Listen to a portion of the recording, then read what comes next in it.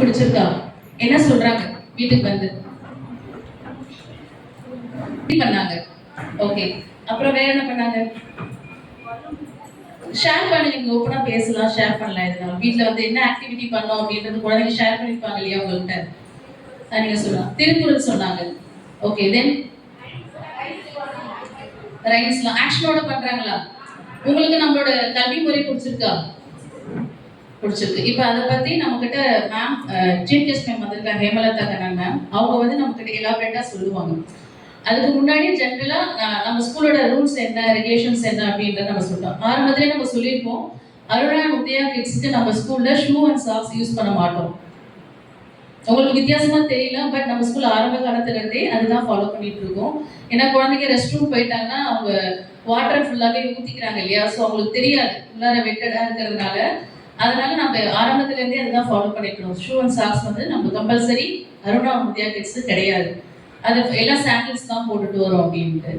சரிங்களா? அப்புறம் வந்து ரிகார்டிங் ஸ்டடீஸ் அண்ட் வெல்பீங்ஸ், அவங்களோட ஸ்டடீஸ்லாம் வந்துட்டு எப்படி இருக்கும், கொஞ்சம் வித்தியாசமா இருக்கும். நார்மலா இருக்கிற ஸ்கூல்ஸை விட நம்ம ஸ்கூல்ல ஸ்டடீஸ் வந்து கொஞ்சம் டிஃப்ரெண்டா இருக்கும். ஆக்டிவிட்டி பேஸ்ல இருக்கும். நம்மளோட பண்டைய கால முறையில இருக்கு இல்லையா, அந்த லிங்க் பண்ணி ரிலேட் பண்ணி நம்ம கல்விகளை இங்க சொல்லி தருவோம் நம்ம ஸ்கூல்ல. ஓகேங்களா? அடுத்தது வந்து நம்ம பேரண்ட்ஸ் தான் குழந்தைங்களுக்கு ஃபர்ஸ்ட் டீச்சர். ஆமாவா? Especially mother.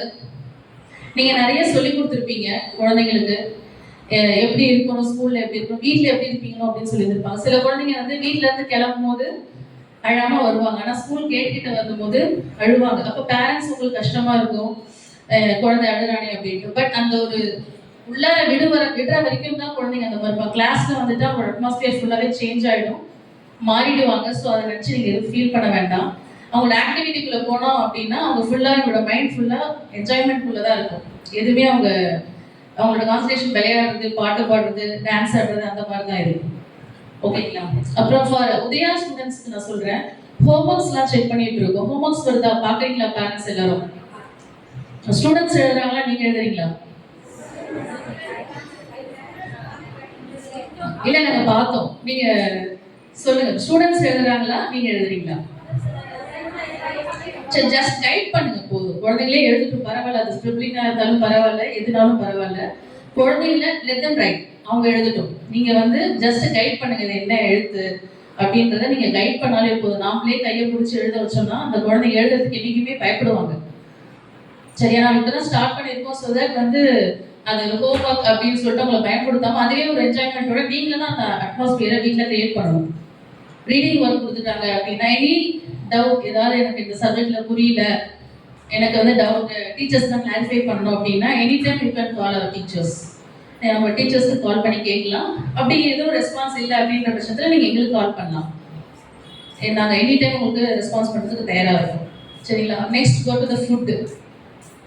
ஃபுட்டு வந்து எல்லாரும் கரெக்டாக கொடுக்குறீங்க, ரொம்ப அதிகமாக தரீங்க. இது வரைக்கும் நாங்கள் அப்சர்வ் 1 மந்த்தாக அப்சர்வ் பண்ணதுலேருந்து பார்க்க சொல்கிறேன், ரொம்ப அதிகமாக குழந்தைங்க அவங்களால சாப்பிட முடியல. ஹெல்த்தி ஃபுட் தான் எல்லாருமே கொடுக்குறீங்க. ஃபுட் பொறுத்த வரைக்கும் ரைஸ் தான் கொடுக்குறீங்க மேக்ஸிமம். அதே மாதிரி டிஃபன் அதிகமாக கொடுக்கறத அவாய்ட் பண்ணிக்கோங்க. நிறைய பேர் குழந்தைங்க சேமியா கொண்டு வராங்க, மேகி நூடுல்ஸ் கொண்டு வராங்க. ஏன்னா ஃபுல் டே இருக்காங்க இல்லையா, 2:30 வரைக்கும் இருக்காங்கன்னா அந்த குழந்தைங்களுக்கு வந்து ஃபுல்ஃபில்லாக இருக்காது. அவங்க வந்து வேகமாக சாப்பிட்டுறாங்க. பட் அந்த மேகி நூடுல்ஸில் வந்து there is no any vegetables எதுவுமே கிடையாது, வெறும் பிளைனாக தான் இருக்குது. அது அந்த குழந்தை வந்து சாப்பிட்றதுக்கும் அவனுக்கும் ஒரு மாதிரியா இருக்கு, கஷ்டமா இருக்கு. அதை நாங்கள் கம்பல் பண்ணி நாங்கள் ஊற்றணும். அது எம்டியா போனால் உங்களுக்கு ஹாப்பியா இருக்கும். ஆமாவா இல்லையா? அப்படிதானே? ஸோ வந்து ஃபுட்டு வந்து அந்த குழந்தை எந்த அளவுக்கு சாப்பிடுமோ அது வரைக்கும் நமக்கு கொடுக்கலாம். நம்ம ஸ்கூல்ல டீச்சர் சாப்பிட வச்சிருவாங்க, நாங்கள் சாப்பிட வைப்போம் கட்டாயம். உங்களுக்கும் ஒரு லிமிடேஷன் தெரியும் இல்லையா, நம்ம குழந்தைங்க இவ்வளோதான் சாப்பிடுவாங்க அப்படின்ட்டு. நிறைய பேரண்ட்ஸ் சப்போர்ட் பண்றாங்க, கீரையெல்லாம் கொடுக்குறாங்க, வெஜிடபிள்ஸ் கொடுக்குறாங்க, எல்லா குழந்தையும் இன்ட்ரெஸ்டாக சாப்பிடுவாங்க. ஸோ ஃபுட்டு மட்டும் கொஞ்சம் கரெக்டாக அவங்களுக்கு லிமிட்டடாக கொடுங்க. குழந்தைங்க எவ்வளோ சாப்பிடுவாங்களோ அதை மட்டும் நீங்கள் கொடுத்தா போதும். And next to snacks, Udaya கிட்ஸில் தான் உதயாவில் தான் பார்த்தேன் நான். ஒரு நியூ கிட்ஸ்லாம் வந்திருந்தாங்க, அவங்கள தான் பார்த்து. பட் நம்ம நியூவாக வந்திருக்க சில்ட்ரன், முன்னாடி இருந்த சில்ட்ரன் பரவாயில்ல, நிறைய ஸ்நாக்ஸ் கொடுத்தாங்க. Packet snacks like Lay's, Nabati அந்த மாதிரிலாம் கொடுத்தாங்க. அந்த மாதிரிலாம் கொடுத்து அனுப்பாங்க. ஃப்ரூட்ஸ், நட்ஸ், கிரைன்ஸ் அந்த மாதிரி கொடுத்து பழகுங்க. நீங்கள் பாக்ஸ்ல பிளாஸ்டிக் பாட்டில்ஸ் அவாய்ட் பண்ணிடுங்க, சரிங்களா? And then last thing, school activities நம்மலாம் இப்போ அருணா உதயம் நிறைய நடக்கணும், பேரண்ட்ஸ் இன்வால்வ் பண்ணி நடக்கிற ஆக்டிவிட்டீஸ்லாம் இருக்கும். இப்போ நீங்கள் வீடியோஸ்லாம் உங்களுக்கு காட்டுவாங்க மேம், அதுக்கு சம்மந்தப்பட்ட வீடியோஸில் ஆக்டிவிட்டி நடத்தும் போது பேரண்ட்ஸை இன்வைட் பண்ணுவோம். நீங்கள் குழந்தைங்க கூட கலந்துக்கிற மாதிரி இருக்கும். போத் மதர் அண்ட் ஃபாதர், இது ஃபாதரால் வர முடியல, மதர் கட்டாயம் வந்து கலந்துக்கோங்க. அப்போ தான் குழந்தைங்களோட அவங்களோட கிராஜுவல் ப்ராசஸ் எப்படி இருக்குன்றது ஆஸ் அ பேரண்ட்டாக உங்களுக்கு தெரியும். உங்களுக்குன்னு ஒரு அசஸ்மெண்ட் இருக்கும் இல்லையா? நம்ம குழந்தை வீட்டில் எப்படி இருக்கா, வீட்டில் இருக்கிற குழந்தைங்க சேமா வந்து ஸ்கூல்லேயும் இருக்க மாட்டாங்க இல்லையா? ஸோ உங்களுக்கு அது தெரியும். நீங்கள் உங்களாலே நீங்கள் நேர்லேயே வந்துட்டு அந்த குழந்தைங்களை நல்லா அசஸ் பண்ணலாம். எப்படி நீங்களும் அது கூட இன்க்ளூட் ஆகிடுங்க, அந்த ஆக்டிவிட்டி கூட நீங்களும் இன்க்ளூட் ஆகிடுங்க. ஸோ இப்போவே நான் இன்வைட் பண்ணிக்கிறேன், ஃபியூச்சரில் வர எல்லா ஆக்டிவிட்டீஸ்லையும் நீங்கள் கட்டாயம் கலந்துக்கணும் எல்லாரும். This is my humble request to you all. எல்லாரும் கலந்துக்கோங்க அந்த ஆக்டிவிட்டீஸில். அண்ட் ஒன் மோர் திங், நம்ம குழந்தைங்களுக்கு ஃபீவர்லாம் வரும் இல்லையா? ஃபீவர், கண்டினியூஸ் காஃப் அந்த மாதிரிலாம் வர சமயத்தில் வந்து குழந்தைங்கள ஸ்கூலுக்கு அனுப்ப வேண்டாம். No need to send. நீங்கள் அனுப்ப வேண்டாம். குழந்தைங்க நல்லா பியூர் ஆனதுக்கப்புறம் நீங்கள் அனுப்பினா பெட்டராக இருக்கும்னு நினைக்கிறேன். அப்புறம் ஹெல்த்தில் ஏதாவது ஸ்கின் டிசீஸ் மாதிரி எதாவது வந்தாலும் அதே மாதிரி தான். நீங்கள் எங்கள்கிட்ட கேட்கணும் சொல்லணும் அப்படின்னு இல்லை, ஜஸ்ட் ஒரு கால் மட்டும் பண்ணி இன்ஃபர்மேஷன் கொடுத்தா போதும். எங்களுக்கு குழந்தைங்க இருந்தால் காஃப் வரும்போது லெட்டர் கொடுத்தா போதும். நீங்கள் எப்போ வேணால் லீவ் எடுத்துக்கலாம். கண்டினியூஸ் காஃப் அண்ட் ஃபீவர் எதுக்காக அப்படின்னா, நீங்கள் குழந்தைங்கள லீவ் போட வேணாம், ஸ்கூல் போகணும், சப்ஜெக்ட்ஸ் போயிடும் அப்படின்னு சொல்லிட்டு நீங்கள் அனுப்புறீங்க அப்படின்னா அது குழந்தைக்கும் கஷ்டம், கூட படிக்கிற மற்ற குழந்தைங்களுக்கும் கஷ்டமா இருக்கும் இல்லையா? ஸ்ப்ரெட் ஆகிடும் இல்லையா? அதனால நான் சொல்கிறேன், சரிங்களா?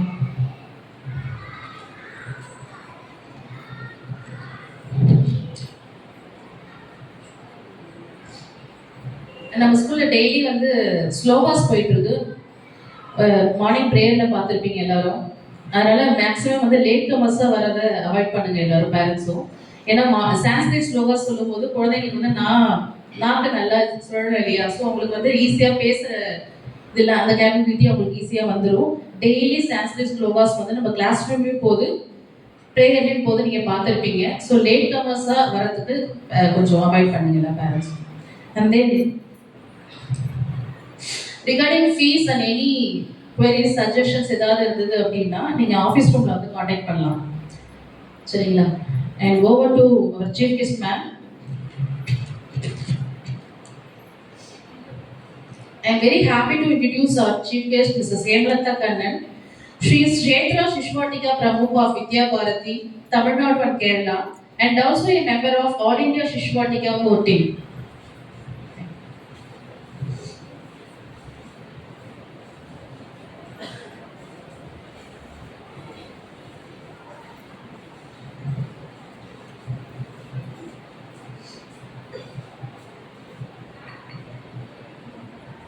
அனைவருக்கும் வணக்கம்.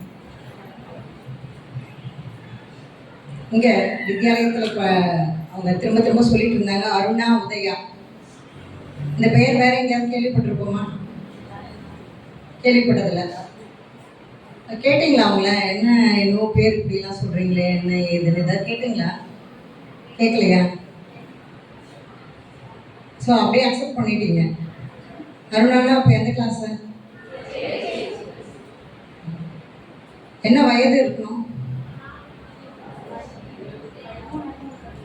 சரி, அப்படின்னா நீங்கள் எல்கேஜின்றது வந்து இத்தனை நாள் எல்லா இடத்துலையும் சொல்லிட்டு இருக்காங்க. எல்கேஜி யூகேஜின்ற வார்த்தையெல்லாம் நிறைய கேள்விப்பட்டிருக்கோம். ஆனால் அருணா உதயான்றது இந்த மாதிரி சில வித்யாலயங்களும் புதுசாக நிறைய இடங்களும் சொல்ல ஆரம்பிச்சிருக்காங்க. இதுக்கு காரணம் என்னன்றது மாதிரி நான் சொல்லிடுறேன். இது வந்து நம்ம நாட்டினுடைய ஒரு மழலையர் கல்வி முறை. ஏன்னா நம்ம இதுவரை கேள்விப்பட்டது எல்லாமே பார்த்தீங்கன்னா எல்கேஜி, கிண்டர் கார்டன், மாண்டிசரி, இந்த வேர்டெல்லாம் இவங்கெல்லாம் எங்கேருந்து எந்த நாட்டை சேர்ந்தவங்க தெரியுமா? நம்ம யார் அடிமைப்படுத்தி வச்சிருந்தாங்களோ அந்த நாட்டை சேர்ந்தவங்க. யாரு? பிரிட்டிஷ். ஸோ அப்போ பிரிட்டிஷ் அவங்களோட நாட்டில் எவால்வ் ஆகி வந்த முறைகள் தான் இதெல்லாம். அதனால் அந்த முறைகளை தான் இத்தனை நாள் வந்து நம்ம பின்பற்றிட்டு இருந்தோம். இப்போ ஒரே ஒரு விஷயம் சொல்லி இப்போ அவங்க சொன்னாங்க, அந்த ஷூக்காக சொன்னாங்க, ஸ்லிப்பர்ஸ் நம்ம போட சொல்கிறோம் அப்படின்னு. நம்ம நாடு ஒரு செகண்ட் வந்து அந்த குளோபை பற்றி கொஞ்சம் திங்க் பண்ணலாம். பூமி உருண்டை இருக்கு இல்லையா, பூமி உருண்டையில் பார்த்தீங்கன்னா சன்லைட் வந்து அதிகமாக விழக்கூடிய பகுதி எதுன்னு பார்த்தீங்கன்னா எப்படி இருக்கும், அந்த மிடில் ஈக்வேட்டர் ரீஜன் அப்படின்னு சொல்லுவாங்க.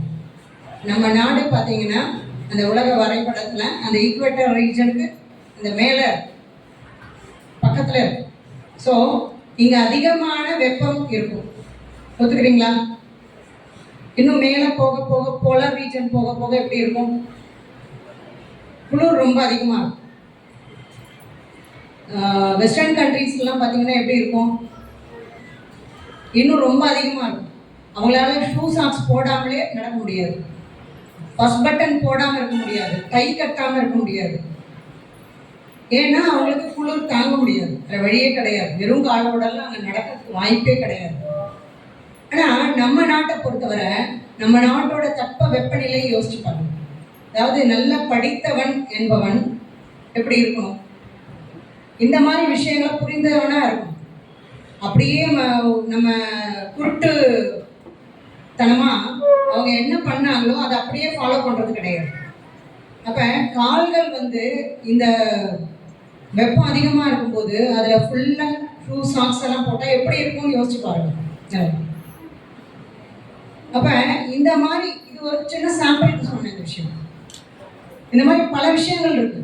நம்ம நாட்டுக்குன்னு சில பெக்யூலியர் விஷயங்கள்லாம் இருக்கு. நம்ம நாட்டோட மண்ணின் மனம் அப்படின்னு சொல்றோம் இல்லையா, நம்ம நாட்டு வாசம் சொல்றோம், நம்ம நாட்டு பாரம்பரியம் சொல்றோம். இந்த பாரம்பரிய முறைகள் இதெல்லாம் வந்து விட்டுட்டோன்னா என்ன ஆகும்ன்றதுக்கு ஒரு பெஸ்ட் எக்ஸாம்பிள் வந்து அமெரிக்கா. அமெரிக்கா தெரியும் இல்லையா நமக்குலாம். உண்மையில அங்க இருந்த அந்த பழங்குடிகளோட பெயர் வந்து செவ்விந்தியர்கள். அவர்களை வந்து செவ்விந்தியர்கள், ரெட் இண்டியன்ஸ் தான் சொல்லுவாங்க. ஆனா இப்ப பாத்தீங்கன்னா அங்க ரெட் இண்டியன்ஸ்லாம் கிடையவே கிடையாது, டோட்டலாக அழிஞ்சு போயிட்டாங்க. அந்த நாட்டோட மண்ணின் மனம் வந்து சுத்தமாக அழிக்கப்பட்டது. எதனால பார்த்தீங்கன்னா வெஸ்டர்ன் கண்ட்ரிஸால. வெஸ்டர்ன் கண்ட்ரிஸ் வந்து டோட்டலாக அடிமைப்படுத்துறதுக்காக ஒரு முயற்சி பண்ணி பல நாடுகளை ஸ்லேவ்ஸ்லாம் வச்சுட்டு இருந்தாங்க, அடிமைகளாக வச்சுட்டு இருந்தாங்க. அப்படி வைத்து இருந்ததுல வந்து நம்ம நாடு ஒன்று, நாம வந்து அதை அஜிடேட் பண்ணி போராடி சுதந்திரத்தை பெற்றுட்டோம். ஆனாலும் சுதந்திரத்தை பெற்ற பிறகு கூட பார்த்தீங்கன்னா இன்னும் வந்து மனதளவில் நம்ம எப்படி தான் இருக்கோம், வெஸ்டர்ன் கண்ட்ரிஸோட அடிமைகளாக தான் இருக்கும். அதனால இதுல இருந்து விடுபடணும் அப்படின்றதுக்காக பல பேர் வந்து முயற்சி பண்ணியிருக்காங்க. நமது தேசத்தந்தை காந்தியடிகள் இந்த மாண்டிசரி மெத்தட்லாம் நம்ம நாட்டுக்கு வந்த போது அவர் சொன்ன ஒரே விஷயம் என்னன்னா, எங்க நாட்டுக்கு இந்த முறை தேவையில்லைன்னாரு. ஏன்னா நமக்குலாம் தெரியும், நாமெல்லாம் முன்னாடி படித்த போது முதல்ல வகுப்புல எந்த வயசுல சேர்ந்துருப்போம், 5 வயது கம்ப்ளீட் ஆன பிறகு 1ஆம் வகுப்புல தான் சேர்ந்தோம். அப்போ அதுவரை யார் பார்த்துட்டு இருந்தாங்க குழந்தைய? குடும்பத்தில் இருக்கவங்க தான் பார்த்துட்டு இருந்தாங்க.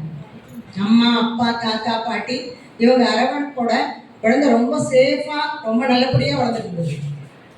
ஆனால் இந்த மெத்தட் வந்ததும் கான்வென்ட் மெத்தட் இல்லையா, கான்வென்ட் சிஸ்டம் அது வந்த உடனே நம்ம வந்து இந்த எல்லாரும் வந்து சேர்க்கணும் அப்படின்ற ஆர்வம் வருது.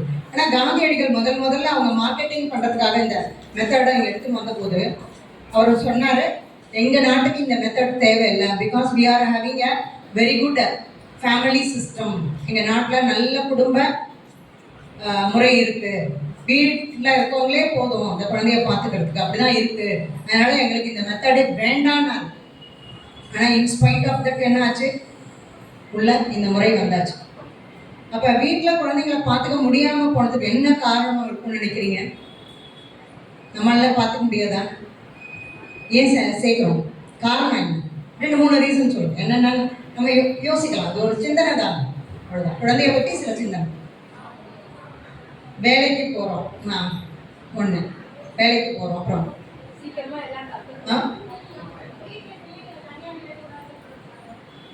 தனியா பிள்ளைங்க தனியா வீட்டில் தான். வேலைக்கு போனால் வீட்டில் குழந்தைங்க தனியாக இருக்க முடியாது, அது ஒரே காரணம். வேலைக்கு போகிறதுனால சொன்னோம். வேலைக்கு போகாத இடங்கள்ல கூட அனுப்பிச்சிட்டு தானே இருக்காங்க, அதுக்கு காரணம் ஜாயிண்ட் ஃபேமிலி இல்லை. நம்மளோட ஸ்பெஷல் திங்கே என்ன, நம்ம நாட்டோடது ஃபேமிலி சிஸ்டம். இந்த குடும்பம் தான் வந்து ரொம்ப முக்கியமான ஒரு இது. ஆனால் அந்த குடும்பமே என்ன ஆச்சு, செதஞ்சு போயாச்சு, சின்ன பின்னமையாச்சு. இதுக்கு காரணம் ஒன் ஆஃப் த ரீசன்ஸ் வந்து முதல்ல சொன்ன காரணம் தான், வேலைக்கு போகிறது. வேலைக்கு போகிறதுன்றது எப்போ வந்ததுன்னு பார்த்தீங்கன்னா இண்டஸ்ட்ரியலைசேஷன் ஆச்சு, தொழில் மயமாதல் அப்படின்னு ஆச்சு. உலகம் ஃபுல்லாகவே வந்து நிறைய கம்பெனிலாம் ஆரம்பித்தாங்க. நிறைய கம்பெனி ஆரம்பித்து ஆண்கள் மட்டும் வேலைக்கு போனால் பத்துமா, முடியாதுன்ற ஒரு சூழ்நிலை. அதனால் பெண்களும் வேலைக்கு போக வேண்டிய ஒரு கட்டாயம். பெண்கள் வேலைக்கு போனாங்க, அப்போ வீட்டில் பார்த்துக்கிறதுக்கு ஆள் இல்லை. ஸோ அப்போ தாத்தா பாட்டி தான் பார்த்துட்டு இருந்தாங்க, அது கூட பரவாயில்லை. ஆனால் என்ன ஆச்சுன்னா நகர்மயமாதல், நகரங்களை நோக்கி எல்லாரும் நகர ஆரம்பிச்சாங்க. அப்போ வீட்டில் இருக்கக்கூடியவங்களை விட்டுட்டு நாம் நகரத்துக்கு வேலைக்காக வேண்டி போக வேண்டியிருந்தது. ஏன்னா தொலைவு ட்ராவல் பண்ணுறதுன்றது ரொம்ப கஷ்டம். நான் இருந்தது திருவள்ளூர் முன்னாடி, ஆனால் நான் படித்ததெல்லாம் பார்த்தீங்கன்னா சென்னையில், வேலை பார்த்தது சென்னையில். அப்போ என்ன மாதிரி எத்தனை பேர் வேலை பார்க்குறவங்க குழந்தைங்களை விட்டுட்டு தினசரி வந்துட்டு போகணும், அந்த மாதிரி ஒரு சூழ்நிலைக்கு தள்ளப்பட்டாங்க. அப்போ ரொம்ப தொலைவுன்னும் போது கஷ்டமாச்சு. அதனால் என்ன பண்ணாங்க, கிராமங்களை விட்டு நகரங்களை நோக்கி நகர ஆரம்பித்தாங்க. இப்படி நகர்ந்ததுனால வீட்டில் வந்து யாரும் இல்லை, வீடை ஷிஃப்ட் பண்ணிட்டு நகரத்துக்கு வந்ததுனால ஆள் இல்லை. அப்போ இது பார்த்துக்க வேண்டிய, ஏன்னா இருக்கிறதே ஒன்று கொடுத்துரும், ஒரு சின்ன வீடு, இந்த வீட்டில் வந்து ஜாயின்ட் ஃபேமிலிலாம் இருக்க முடியாதுன்ற ஒரு கட்டாயம். இப்படியெல்லாம் பல்வேறு காரணங்கள், இது வந்து ஒரு காரணமும் சொல்ல முடியாது. சில பேர் சொல்லுவாங்க என் குழந்தை நல்லா சோஷியலைஸ் ஆகணும், எல்லாரோடையும் பழகணும், அதுக்காக விட்டாங்க. இப்படி நம்ம பல காரணங்கள் நம்ம சொல்கிறோம். ஆனாலும் முக்கியமாக ஒரு விஷயத்தை நம்ம புரிஞ்சுக்கணும், பெற்றோரை மாதிரி குழந்தைய பார்த்துக்க முடியுமா யாராவது? முடியவே முடியாது, 100%. அப்போ அதனால தான் என்ன சொல்லுவாங்கன்னா, teachers are the second parents and parents R the first teachers. இது ரொம்ப முக்கியமான விஷயம். அப்போ பேரண்ட்ஸ் வந்து ஃபர்ஸ்ட் டீச்சராக இருக்காங்க அப்படின்னா, அம்மா தான் முதல்ல என்ன பண்ணுறாங்க, அப்பாவை காமிக்கிறாங்க. அம்மாலேருந்து ஆரம்பிக்குது, அம்மா தான் முதல் குரு, அடுத்தது அப்பா, அதுக்கப்புறம் இந்த குடும்பத்தை சேர்ந்தவங்க. இவங்க தான் வந்து அந்த குழந்தைக்கு ஒரு நல்ல ஆசிரியர்கள் போது. அப்போ இந்த ஒரு நல்ல ஒரு என்விரான்மெண்ட்டை actually we are missing nowadays. அதான் ஒன்று. அப்போ இதை மிஸ் பண்ணாமல் இருக்கணும்னா இப்போ முடியுமா, வாய்ப்பு இருக்கா? நீங்கள் எல்லாம் சொல்கிறதெல்லாம் கரெக்டு ஜி, ஆனால் இதெல்லாம் நடக்குமா, சாத்தியமா? கடைக்கு உதவாத விஷயத்த பேசிட்டு இருக்கீங்களே நீங்கள், இதெல்லாம் உதவவே உதவாது. சரி உதவாது, ஆனால் அதுக்காக அப்படியே விட்டுட முடியுமா? நம்மளோட ஸ்பெஷாலிட்டி எல்லாம் நம்ம விட்டுற முடியுமா? விட முடியாது. அதனால் இப்போ என்ன பண்ணுறோம், அதுக்கு ஒரு பேலன்ஸ்டாக சிஷு வாட்டிகா அப்படின்ற ஒரு சிஸ்டம்.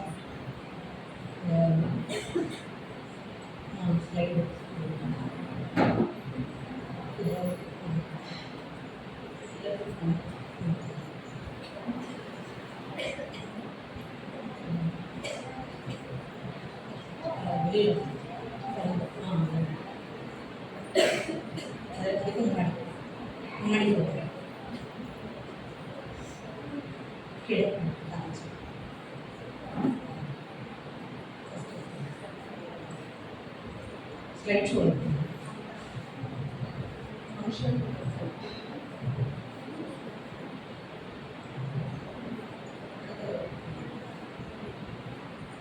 ஸோ வித்யா பாரதி அப்படின்னு ஒரு அமைப்பு இருக்கு. இந்த வித்யா பாரதின்ற அமைப்பு பார்த்தீங்கன்னா நாடு முழுவதும் இந்த கல்விக்கான இந்த மறுமலர்ச்சியை கொண்டு வர்றதுக்காக இவங்க முயற்சி பண்ணிட்டு இருக்காங்க. இதில் வந்து சிசு வாட்டிகா அப்படின்றது மழலையர் கல்வி முறை. எப்படி மாண்டெசரி மெத்தட், கிண்டர் கார்டன் மெத்தட் இப்படியெல்லாம் இருக்கோ அந்த மாதிரி இது வந்து என்ன, சிசு வாட்டிகான்றது மழலையர் கல்வி முறை, நம்ம பாரத நாட்டு மழலையர் கல்வி முறை. அப்போ இந்த முறைக்கும் அதுக்கும் என்ன வித்தியாசம் அப்படின்றதெல்லாம் நம்ம நிறைய புரிஞ்சுக்க வேண்டியது. இப்போ நம்ம முதலே சொன்னோம், குடும்பத்தோட அந்த vitality should not be reduced, அதை குறைக்கவே கூடாது எக்காரணம் உண்டு. அப்போ அதை வந்து நம்ம நல்லபடியாக பேணி பாதுகாக்க வேண்டும் அப்படின்னும் போது இந்த மெத்தடில் முதலே சொன்னாங்க, பிரின்சிபல் ஜி சொல்லும்போது நாங்கள் நிறைய ஆக்டிவிட்டிலாம் வைப்போம், நீங்களாம் என்ன பண்ணோம், நீங்களாம் வந்து கலந்துக்கணும் அப்படின்னா. ஏன்னா அப்போ தான் நமக்கு புரியும் என்ன பண்ணால் குழந்தையோட வளர்ச்சி ஏற்படும். குழந்தையோட வளர்ச்சி அப்படின்றது என்ன, எங்கேருந்து ஆக்சுவலாக நமக்கு முன்னாடியெல்லாம் ஏபிசிடி ஆனா ஸ்டார்ட் ஆச்சு ஃபஸ்ட் ஸ்டாண்டர்டில். இப்போ எல்கேஜி யூகேஜியில் என்ன சொல்லித்தரோம், தருணோதயாவில். ஏன்னா நம்ம புரிஞ்சுக்கல குழந்தைய பத்தி இன்னும் கூட நம்ம புரிஞ்சுக்க வேண்டிய நிறைய விஷயம் இருக்கு. அதனால அங்க என்ன நடத்தணுமோ சரி, உங்களோட இன்கன்வீனியன்ஸ், வேலைக்கு போறீங்க, வீட்டில் ஆள் பார்த்துக்கிறதுக்கு இல்லை, நீங்க குழந்தைங்க 4 பேரோட பழகணும்னு நினைக்கிறீங்க, அதுக்காக ஸ்கூல்ல சேர்க்குறீங்க. ஆனா என்ன நியாயம் சொல்லுங்க? ஃபர்ஸ்ட் ஸ்டாண்டர்ட்ல சொல்லிக் கொடுக்க வேண்டிய போர்ஷனை இப்ப 2 வருஷம் முன்னாடியே சொல்லிக் கொடுத்து துரோகம் பண்ணலையா? நம்ம எவ்வளோ பெரிய துரோகம் பண்றோம். குழந்தைக்கு எவ்வளோ பெரிய துரோகம் பண்றோம். இப்பயே எழுதணும், இப்பயே படிக்கணும், எல்லாம் நம்ம அர்ஜென்ட்டுக்கு, எல்லாமே நம்ம அர்ஜென்ட். அதுவும் அர்ஜென்ட்டா என்ன பண்ணுது, கொஞ்சம் ஏஜ் ஆன உடனே நம்மளை கை உதறிட்டு போயிட்டே இருக்குது பாட்டு. அப்படிதான் ஆகுது. முதியோர் இல்லங்கள் அதிகமாயிடுச்சு, இதான் நிலைமை. அப்ப முதியோர் இல்லங்கள் வரக்கூடாது, நாளைக்கு குழந்தைங்களுக்கு அம்மா அப்பாவோட வேல்யூலாம் தெரியணும், நம்ம குடும்ப சிஸ்டம் நல்லா இருக்கணும், அப்படியெல்லாம் நம்ம நினைக்கும் போது குழந்தை மேல நம்ம அதிகமாக கவனம் செலுத்த வேண்டியது. அதனால தான் இவங்க சொன்னாங்க ஆக்டிவிட்டீஸ் நடக்கணும், நீங்கள் வந்து கலந்துக்கணும். ஏன் அந்த ஆக்டிவிட்டீஸில் என்ன, த்ரூ ஆக்டிவிட்டீஸ் நம்ம என்னெல்லாம் தெரிஞ்சுக்க போகிறோம் அப்படின்னு பார்த்தீங்கன்னா, ஆக்சுவலி என்ன டெவலப்மெண்ட்னா என்ன, க்ரோத்து டெவலப்மெண்ட் 2 வார்த்தை சொல்லுவோம் இல்லையா. க்ரோத்து வளர்ச்சி, வளர்ச்சியிலே 2 வித, அதாவது ரெண்டு வித வார்த்தைகளை பயன்படுத்துகிறோம் ஆங்கிலத்தில். Growth, development.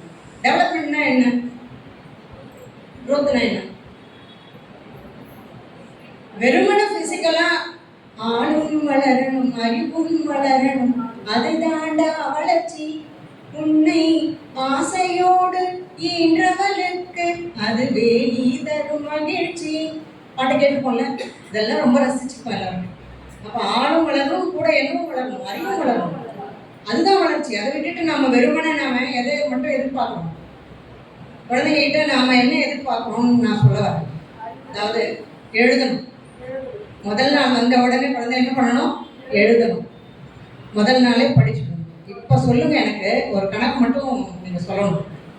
எப்ப வந்து காது தோன்றும் குழந்தைக்கு, எந்த மாசத்துல காது தோன்றும்? காது இருக்குல்ல, காதுன்ற உறுப்பு இருக்கு இல்லையா, கருவுல குழந்தை இருக்கும் இல்லையா, 4th மந்த். 4th மந்த்ல காதுன்ற உறுப்பு தோன்றும். அதனாலதான் சாதாரணமா சொல்லுவாங்க, அந்த கதையெல்லாம் வந்து அப்ப நிறைய குழந்தையோட பேசணும், வயிற்றுக்குள்ள இருக்கக்கூடிய அந்த இது கருவில் இருக்கிற அந்த குழந்தையோட நம்ம பேசிக்கிட்டே இருக்கணும், நல்ல நல்ல விஷயங்களை கேட்கணும், நல்ல வீட்டில் அட்மாஸ்பியர் ரொம்ப நல்லா இருக்கணும், நம்ம சண்டை போட்டு இருக்கக்கூடாது, நாம ரொம்ப எமோஷ்னலாக இருக்கக்கூடாது, நம்ம எமோஷ்னல் பேலன்சிங்கில் இருந்தால் தான் குழந்தையும் அப்படி இருக்கும். வீட்டில் இருக்க சூழ்நிலை அப்படி சரியில்லைன்னா என்ன ஆகும், பிறக்கிற குழந்தையும் சரியில்லாமல் போகும். பல இப்போ இருக்கிற சூழ்நிலையில் பார்த்தீங்கன்னா நிறைய குழந்தைகளோட நிலைமை நாம் பார்க்கலாம். டிஸார்டர்ஸ்லாம் நிறைய, 52 டிஸார்டர் சொல்கிறாங்க, பேர் நிச்சயமாக சொல்லிட்டு இருக்காங்க. அதனால் நல்லபடியாக குழந்தைய பெற்றெடுத்து அதை வளர்த்து அதை ஆளாக்குறதுன்றது பெரிய சேலஞ்சிங் ஒர்க்கு தான். இப்போலாம் அதனால தான் நிறைய பேரண்டிங்கான கிளாஸஸ்லாம் நிறைய போட ஆரம்பிச்சிட்டாங்க. அங்கங்கே பேரண்டிங் கிளாஸ் நடக்குது. ஆனால் என்ன நடந்தாலும் நமக்கு புரிதல் இல்லைன்னா அந்த பேரண்டிங் கிளாஸால் ஒரு பிரயோஜனமும் இல்லை. அப்போ குழந்தைய பற்றி நாம் ரொம்ப தெளிவாக கொடுத்துருக்கோம். இப்போ 4 மாதத்துல காது வந்தது. லிசனிங், ஸ்பீக்கிங், ரீடிங், ரைட்டிங் சொல்லுவோம். நாங்கள் பிஎட்ல வந்து டீச்சர்ஸ்க்கெல்லாம் தெரியும். அவங்க பிஎட் பண்ணும்போது லிசனிங், ஸ்பீக்கிங், ரீடிங், ரைட்டிங்னு பிஎட்ல சொல்லுவாங்க. முதல்ல எது வர்றது, லிசனிங், காதில் கேட்கறது. 4 மாசத்துல கருவில் இருக்கும்போது ஸ்பீக்கிங், லிசனிங்க்கு அப்புறம் ஸ்பீக்கிங். எப்போ பேச ஆரம்பிக்கும் குழந்தை, எந்த மாசத்துல, எந்த வருஷத்துல? 1 வயசு. 1 வயசுல பேசிடுறாங்களா? சில பேர் 1.5, 2, 2.5 அப்படி கூட ஆகும். ஆனால் நமக்கு எல்லாத்துக்கும் என்ன அர்ஜென்ட், நமக்கு எல்லாமே அர்ஜென்ட். அதனால உடனே 1 மாசம் 1 வருஷமே வச்சுக்கலாம். முதல் வயசுலேயே 1 வயசு ஆனது குழந்தை பேசலன்னா உடனே அம்மா அப்பாவுக்கு உடனே டென்ஷன் ஏறி போயிடும். இப்போ யோசிச்சு பாருங்க, வயிற்றுல 10 மாதம், பிறந்து 12 மாதம், மொத்தம் 22 மாதம். அப்போ 4 மாதத்துல காது தோன்றியது. அதுக்கப்புறம் 22வது மாதத்துல தான் என்ன பேச்சு ஆரம்பிக்குது. என்ன கேப்ன்றதை பார்த்துக்கோங்க. அடுத்தது லிசனிங், ஸ்பீக்கிங். அடுத்தது என்ன, ரீடிங். எப்போ குழந்தை படிக்க ஆரம்பிக்கும்?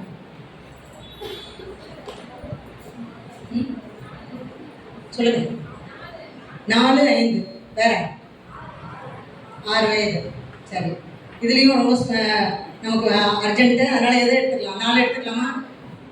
4னா இப்போ நான் 4 வருடங்களுக்கு 12 48, 48 மாதம், வயிற்றுல ஒரு 10 மாதம், 58 மாதம் கணக்கு வச்சுக்கோங்க. இப்போ இது எதுக்கு சொன்னீங்க நீங்கள்? ரீடிங்கா? ரீடிங். அப்போ 58 மாதம், 22 மாதத்தில் பேச ஆரம்பிக்கிற குழந்தை 58 மாதத்தில் தான் என்ன பண்ண ஆரம்பிக்குது? படிக்க ஆரம்பிக்குது. அப்போ எழுதுறது எப்போ எழுதணும்? எந்த மாசத்துல எழுத, எந்த வயதுல குழந்தை எழுத ஆரம்பிக்கும்? 5 வயது. அதனாலதான் அந்த காலத்துல 5 வயதுல தான் சேர்த்தாங்க. இப்பயும் பாத்தீங்கன்னா பல நாடுகள்ல வந்து 7 வயதுல தான் முதல் வகுப்பே சேர்க்கிறாங்க. மற்றபடி பிளே ஸ்கூல் தான் இருக்கும். பிளே ஸ்கூல்னா it is only play. The school will not have any other activity other than play. விளையாட்டு தவிர வேற எதுவும் இருக்காது. ரைட்டிங், ரீடிங் எல்லாம் இருக்காது. ஒன்லி பிளே தான். அது இருந்தால் பரவாயில்ல. ஆனால் நாம் என்ன பண்ணுறோம்? ஸ்கூலில் சேர்த்த உடனே என்ன வேணும்? எழுதுகிற ஹோம்ஒர்க் வேணும், உடனே படிக்கணும். அப்போ நாம் எதுக்கான முயற்சி ஆரம்பிக்கணும்? ஸ்கூலில் சேர்த்த பிறகு குழந்தைய முதல்ல பேசுறதுக்கு மோட்டிவேட் பண்ணிடுறோம். அம்மா சொல்லி பார்க்கலாம், அப்பா இதெல்லாம் முதல்ல சொல்லி கொடுத்துருவோம். அது வந்துடுது. வந்த பிறகு நாம் அடுத்த முயற்சி என்ன ஆரம்பிக்கணும்? குழந்தைங்க படிக்க வைக்கிறதுக்கு என்ன வேலை பண்ணணும்? படிக்க வைக்க என்ன பண்ணணும்? சரி, குழந்தை எதை படிக்கும்? ஃபர்ஸ்ட் குழந்தைக்கு பிடிச்சது எது? நீங்கள் புக்கை, டெக்ஸ்ட் புக் எடுத்து கொடுத்து படிக்க பார்க்கலாம் அப்படின்னா படிப்பாங்களா? அவங்களுக்கு பிடிச்சது என்ன? பிக்சர்ஸை காமிச்சா பார்ப்பாங்க. படங்கள் தான் அவங்களுக்கு பிடிச்ச விஷயம். அப்போ முதல்ல எதை தான் ரீட் பண்ணோம்? பிக்சர்ஸ் தான் ரீட் பண்ணோம். அப்போ படங்களை ரீட் பண்ண பிறகு, படம் மட்டும் கிடையாது, ரீடிங்னா எத்தனை இருக்கு விஷயம். நம்ம ரூமை கூட ரீட் பண்ணலாம். ரூமில் என்னெல்லாம் பொருள் இருக்குது, observation. It is merely observation. அப்போ என்னெல்லாம் இருக்குது ஒரு இடத்துல போனால். குழந்தையோட என்னைக்காவது ஒரு நாள் நம்ம நேரம் ஸ்பெண்ட் பண்ணி தோட்டத்தில் அழைச்சின்னு போய் அந்த மரத்தை காமிச்சு, செடியை காமிச்சு, இதில் என்ன இருக்குது பார்த்தியா, இது எப்படி வந்திருக்கு, இது எறும்பு எப்படி ஓடுது பாரு, எறும்பு பின்னாடியே நம்ம ஓடி பார்த்துப்போமா? எறும்பு பார்த்தோன்னா எங்கள் குழந்தைய எறும்பு கடிச்சிடும் அப்படின்னு நம்ம அதை மட்டும் பார்க்குறோம். உடனே நாம் அடிக்கிறதுக்கு முயற்சி பண்ணுறோம். இல்லை, எந்த ஒரு உயிரினத்தையும் பார்த்தா அது எங்கே நம்ம ஊர் பண்ணிடுமோன்னு நினச்சி அது பண்ணுறதுக்கு முன்னாடி அதை அடிக்கிறதுக்கு தான் நம்ம முயற்சி பண்ணுறோம். அப்போ நம்ம குழந்தைக்கு எப்படி அன்பு வரும்? அன்பே வராதுல்ல. ஒரு ராமகிருஷ்ண பரமஹம்சரோட ஒரு கதை ஒன்று. இந்த கதை எப்படின்னா, இது மடம் தானே இதில் கல்கத்தாவில். அங்கே வந்து மடத்தில் வந்து இது வச்சுருக்காங்க, ஸ்வீட் வச்சுருக்காங்க. சுவாமி பிரசாதத்துக்காக ஸ்வீட் வச்சுருக்காங்க, லட்டுவில். ஆனால் எறும்பு நிறையா வரும். இந்த எறும்பு வர்றதை பார்த்த உடனே அவரோட சிஷ்யர்கள் வந்து சொல்கிறாங்க, சுவாமிஜி நிறையா எறும்பு வந்துட்டு என்ன பண்ணுறது, இந்த பிரசாதம் அப்படி பாழாகுது அப்படின்னதும் உடனே இவங்க என்ன நினச்சாங்க? அவர் எறும்பு பொடி கொண்டு வான்னு சொல்லுவார்னு நினச்சாங்க. இவர் என்ன சொன்னார் தெரியுமா?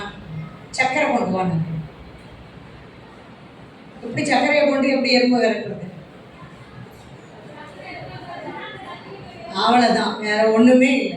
உள்ள லட்டு பிரசாதம் இருக்கும்போது வெளியில் சர்க்கரையில் போட்டுட்டா அந்த எறும்பு என்ன பண்ணோம்? வெளியில் இருக்க சர்க்கரையை சாப்பிட்டு அப்படியே போயிடும். அப்போ இது வந்து பல விஷயங்களுக்கு இந்த ஒரு கதையை எக்ஸாம்பிளாக நாங்கள் சொல்லுவோம். ஒன்று, நம்ம வந்து இந்த எந்த ஒரு உயிரையும் துன்பப்படுத்தக்கூடாது, ஒரு விஷயம். 2, இது ஒரு ஈஸியாக குழந்தை அதை எறும்பை எப்படி இது பண்ணுறது, விரட்டுறது அப்படின்றது. 3வது, இது ரொம்ப இன்னர்மோஸ்ட் கருத்து இருக்குது. நம்ம பல பேர் அப்படிதான் சின்ன சின்ன விஷயங்களுக்காக ஆசைப்பட்டுட்டு பெரிய விஷயத்தை போட்டு விட்டுறோம். அதான் உண்மை. அது எவ்வளோ மீனிங் வேணால் எடுத்துக்கலாம். அது நீங்கள் உங்கள் கற்பனைக்கு நான் விட்டுருக்கேன். அதனால் இதில் வந்து நம்ம யோசிக்கணும். குழந்தைக்கு என்ன தேவை, அவங்களுக்கு தேவையானதை தான் நம்ம கொடுக்குறோமா? இந்த விஷயங்கள்லாம் அன்பு, பாசம், அப்சர்வேஷன், அவங்களுக்கு எப்போவுமே ஏதாவது செய்துக்கிட்டே இருக்கணும்னு ஆசை இருக்கும்.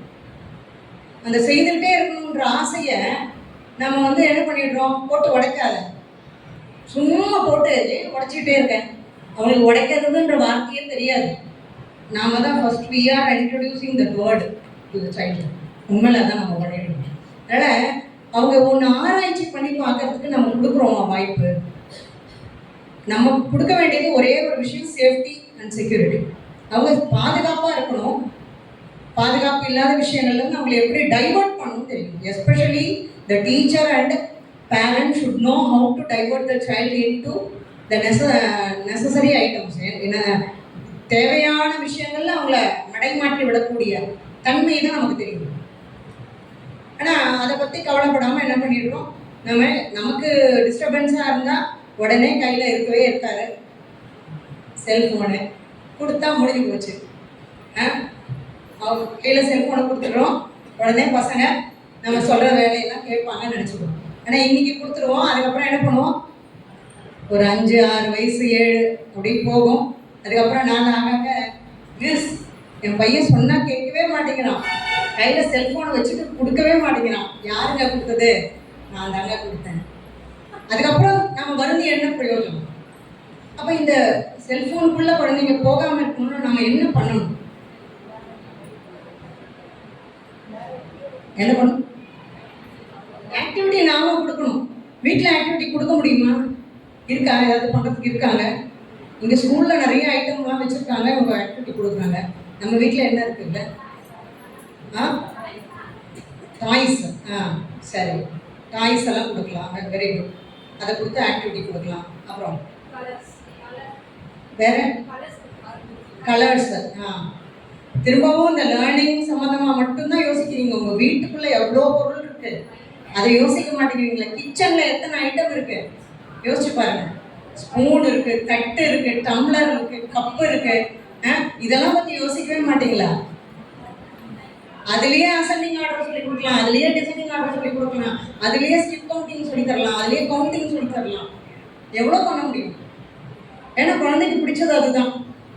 என்னோட அனுபவம் ஒன்று சொல்கிறேன். நாங்கள் ஒரு வீட்டுக்கு புதுசாக கொடுத்தோம். அந்த வீட்டில் 4 போர்ஷன். மாடியில் இருந்த வீட்டில் 2 குழந்தைங்க. நான் அப்போ தான் புதுசாக போயிருக்கேன், எனக்கு தெரியாது. எல்லா பொருளும் எல்லாம் வச்சுருக்கோம். நேராக அந்த 2 குழந்தை வந்தது, டக்குன்னு அங்கே இருந்ததெல்லாம் எடுத்தது, தூக்கி வெளியில் விசிறி அடிச்சது, கழுப்புன்னு சிரிச்சுது. நான் அது இப்படி பார்த்துட்டு இருந்தேன். அதுக்குள்ளே மேலே இருந்த அவங்க அம்மா வந்தாங்க.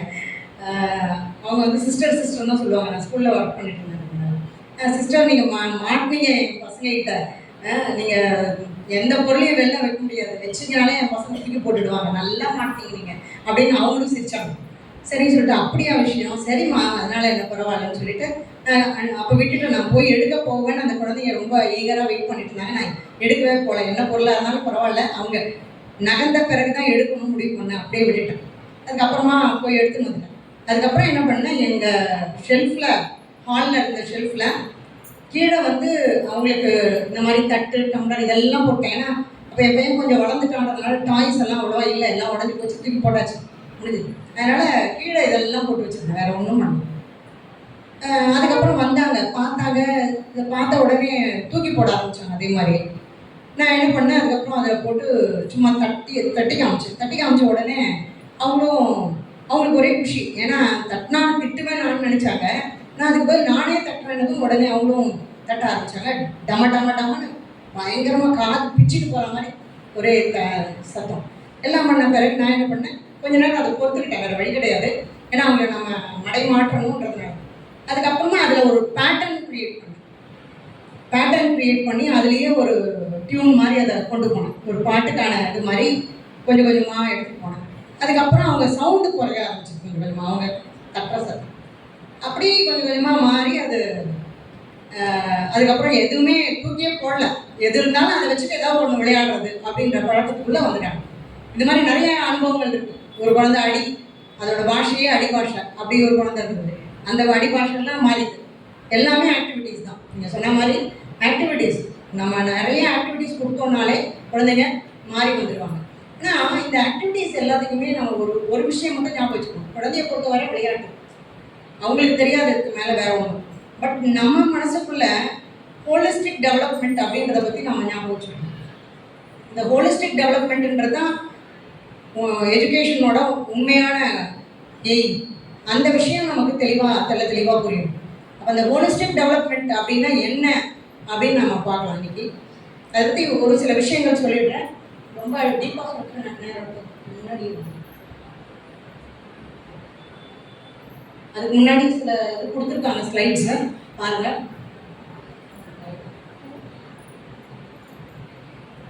ஸோ குழந்தையோட வளர்ச்சி இதெல்லாம் கொடுத்துருந்தாங்க.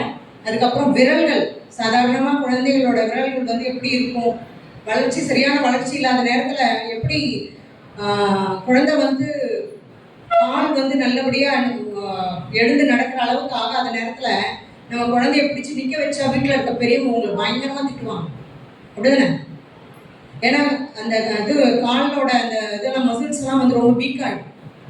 ஏன்னா அதுக்கான பக்குவம் வராத நேரத்தில் நிற்க வைக்கக்கூடாது. அதே மாதிரி தான் கை விரல்கள் கூட அதுக்கான பக்குவத்தை கொண்டு வந்த பிறகு தான் கையில் பிடிச்சு எழுத சொல்லி கம்பல் பண்ணலாம். நீங்கள் கம்பலே பண்ண தேவையில்லை. என்ன கேட்டால் கம்பல் பண்ண வேண்டாம்.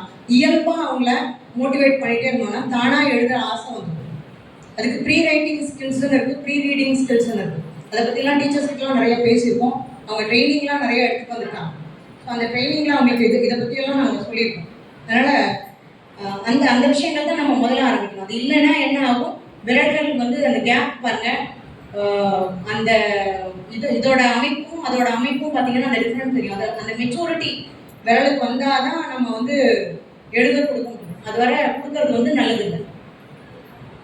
அதை பற்றி வேற ஏதோ ஒரு வேற கண்ட்ரி யூஎஸ் டிபார்ட்மெண்ட்லாம் பாருங்க, அங்கேருந்து போட்ட ஒரு விஷயம். Look at the difference between a typical preschool child's hand left and a typical 7-year-old hand. அதாவது 7 வயசு ஒன்று, இது வந்து ப்ரீ ஸ்கூல் குழந்தை. ரெண்டுத்துக்கும் என்ன எல்லாம் டிஃப்ரென்ஸ் சொல்லிட்டு அதுக்கப்புறம் சொல்லியிருக்காங்க என்ன கொடுக்கணும். Play dough, colouring, cutting, gluing, playing outside, digging in dirt, sensory play. நம்மளாம் டர்ட்டில் உடனே என்ன பண்ணுவோம், ஐயோ என் குழந்தை அழுக்கல. ஆனால் இம்யூனிட்டியாக போயாச்சு. கோவிட்ல ஏன் இவ்வளோ அஃபெக்ட் ஆகும், இம்யூனிட்டியே கிடையாது. ஏன்னா நம்ம உருவானது இந்த பஞ்சபூதங்கள்ல இருந்தால். பிரபஞ்சத்தில் வந்து பார்த்தீங்கன்னா இந்த 5 எலமெண்ட் சொல்லுவோம். என்னென்ன பஞ்சபூதங்கள் என்னென்ன சொல்லுவோம், நிலம், நீர், நெருப்பு, காற்று, ஆகாயம். இந்த 5 இதுல இருந்தா மனிதன் உருவாகியிருக்கான். மனிதன் மட்டும் இல்லை, இந்த பிரபஞ்சமே உருவாகியிருக்கு. எதுல இருந்து உருவாகி இருக்கோ அதுல இருந்து நம்ம என்ன ஆகிட்டு இருக்கோம், கொஞ்சம் கொஞ்சமா விலகிட்டு இருக்கோம். வீட்டில் கூட ஸ்லிப்பர் போடுற நிலைமை வந்தாச்சு. காலுக்கான எந்த ஒரு இதுவும் இல்லை, இப்போ பலமே கிடையாது.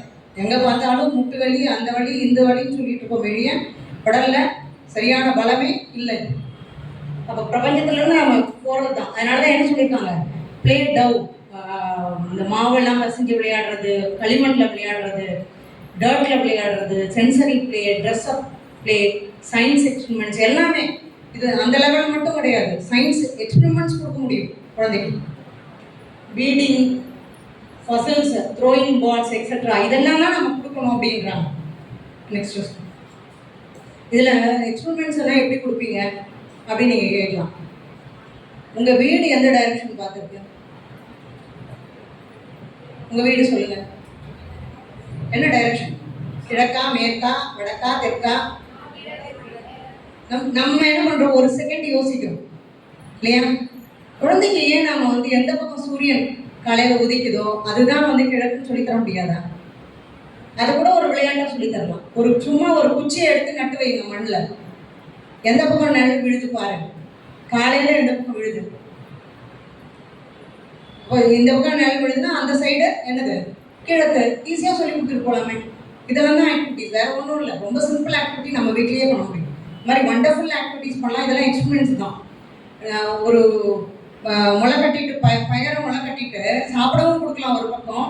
அதுலேருந்து அந்த ஸ்ப்ரவுட் வர்றதை காமிச்சு கொடுக்கலாம். அதையே வச்சு கிளாஸ்லேயும் எடுக்கலாம். எல்லாம் எது வேணால் பண்ண முடியும். ஸோ சிம்பிள் அதே மாதிரி விஷயங்கள்லாம் நம்ம எடுத்துக்க வர முடியும். முன்னாடி இதில் குழந்தைக்குன்னு சில இயல்புகள் இருக்குது. எப்போவுமே நமக்கு கூட பார்த்தீங்கன்னா நம்ம இயல்பாக எப்படியோ இருப்போம் வீட்டில். ஆனால் யாராவது நமக்கு இயல்புக்கு மாறாக ஏதாவது ஒன்று சொன்னாங்கன்னா கோபம் வருமா வராது? நம்ம கோஆப்ரேட் பண்ணுவோமா?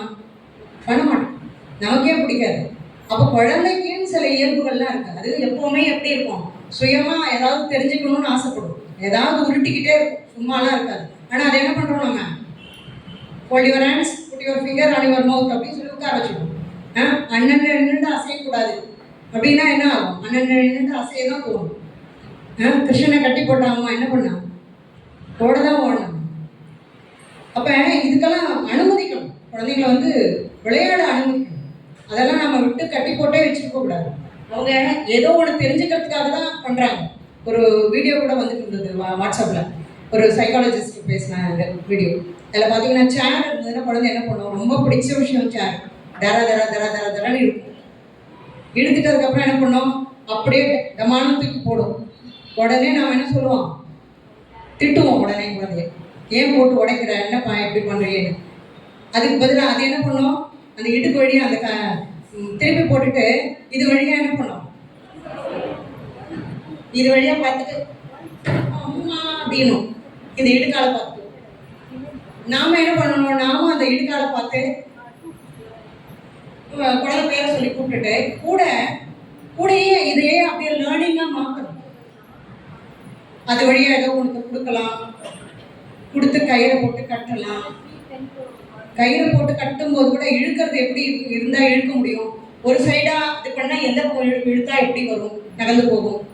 இப்படி நிறையா சின்ன சின்ன விஷயங்கள் இருக்குது.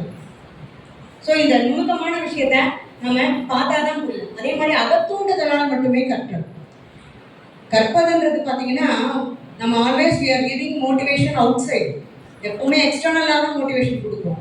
இது என்ன ஆகுதுன்னா, நிலைமை குழந்தைங்களுக்கு வெறுப்பு வந்துடுது. அதாவது டோட்டலாக அவங்க வந்து வெறுப்பாக ஆரம்பிச்சுக்கிறாங்க. படிப்பு மேலே வெறுப்பு வந்துருச்சுன்னு வச்சுக்கோங்க ஒன்ஸ், அதுக்கப்புறம் படிப்பு வராது. அப்போ வெறுப்பு ஏற்படாமல் இருக்கணும்னா அவங்களுக்குள்ள ஆசை வரும். அதனால தான் இயல்புக்கு மாறா நம்ம கற்பிக்கக்கூடாது அப்படின்னு சொல்லுவோம். பார்த்து செய்யல, எதையாவது பார்த்தா செய்வாங்க. ஸோ நம்ம குழந்தைங்க பார்க்குற மாதிரி நல்ல விஷயங்களை பண்ணணும். இப்போ அடலசன்ட் ஏஜில் இருக்க குழந்தைங்களுக்கு கூட மொபைலில் இதெல்லாம் ரொம்ப அடிக்ஷன் இருக்கும். நீங்கள் வந்து அதை மாற்றணுன்னா நீங்கள் வந்து இதை பண்ணாதன்னு சொல்லாமல் அதுக்கு பதிலாக என்ன பண்ணலாம், அவங்களுக்கு பிடிச்ச விஷயத்த நாம அவங்க எதிர்க்க பண்ணிட்டு இருக்கோம். ஆட்டோமேட்டிக்காக கொஞ்சம் கொஞ்சமாக டைவெர்ட் ஆகி குழந்தைங்க இந்த பக்கம் வருவாங்க. அதே மாதிரி கேள்வி கேட்கறது, பண்புகள் இயல்பாக பதிதல், பிடித்ததை திரும்ப திரும்ப செய்தல், ஆனந்தமாக இருக்கிறது, துருதுருப்பாக இருக்கிறது, வேகமாக கற்றல். இந்த துருதுருப்பாக இருக்கிறதுக்கெல்லாம் ரீசன் பார்த்தீங்கன்னா, நமக்கு வந்து பிரெயினுக்கு வந்து மெசேஜ் வந்து எப்படி போகிறதுன்னு பார்த்தீங்கன்னா, நர்வ்ஸ், நம்ம நரம்புகள் இருக்கு இல்லையா, அதன் மூலமாக தான் போகுது. இந்த பிறந்த குழந்தைக்கு இந்த ஒரு 5 வயது வரை பார்த்தீங்கன்னா 2500 கனெக்ஷன்ஸ் வரும். ஒரு நரம்பு செல்லோட 2500 நரம்பு செல்கள் கனெக்ட் ஆகும். ஆனால் நமக்கு ஏஜ் ஆக ஆக நாம அப்படி துருத்துருனா இருப்போம். இப்போ இவ்வளோ நேரம் உட்கார வச்சு உட்காடுறீங்க, குழந்தை நான் உட்காந்துருக்குமா, அதுக்காக இப்படியா போட்டு எங்களை மாட்டி வதைக்கிறீங்க, சாரி, தர வழி இல்லை. நம்ம புரிஞ்சிக்க வேண்டிய நிலைமையில, ஏன்னா நம்ம நாடு இந்த விஷயங்கள் எல்லாம் புரிஞ்சுக்காம போனதுனால தான் இவ்வளோ நமக்கு பல பிரச்சனைகள் தான். அதனால் அதுக்காக நம்ம கொஞ்சம் நேரம் செலவழிக்கிறது தான் வேண்டும். அப்போ இந்த நரம்பு செல்கள் வந்து அப்படி கனெக்ஷன் இருக்கும்போது அதை நம்ம மட்டுப்படுத்தி உட்கார வச்சுட்டோம்னா அவங்களுக்கு அந்த ஆர்வமே இல்லாமல் போயிடும். படிப்பில் ஒரு ஆர்வம் இல்லாமல் வெறுப்பு வந்ததுன்னா அதுக்கப்புறம் லைஃப் லாங் வந்து படிப்பு மேலே ஆசைலாம் வராது. இப்போ வேணா நீங்கள் சொல்கிறீங்க, வேறு வழி கிடையாது, they are under your control இல்லையா, நீங்கள் என்ன சொன்னாலும் கேட்டாலும். ஏன்னா நீங்கள் தான் அவங்களுக்கு அம்மா அப்பா தெய்வம் எல்லாம். அம்மா அப்பா தெய்வம் சொல்லிட்டு இருப்பாங்க கொஞ்ச நாளைக்கு, அதுக்கப்புறம் என்ன சொல்லுவாங்க, எங்கள் அம்மா இப்படி தான் எப்போ பார்த்தாலும் இப்படி தான் சொல்லிட்டு இருப்பாங்க, எங்கள் அப்பா இப்படி தான் சொல்லிட்டு இருப்பாங்கன்னு சொல்லுவாங்க. அதுக்கப்புறம் கொஞ்ச நாள் கழிச்சிருப்பான், கோவமா சரிதான் அப்படின்னு போயிட்டே இருப்பாங்க. ஸோ அந்த நிலைக்கு தள்ளுறது நாம தான்.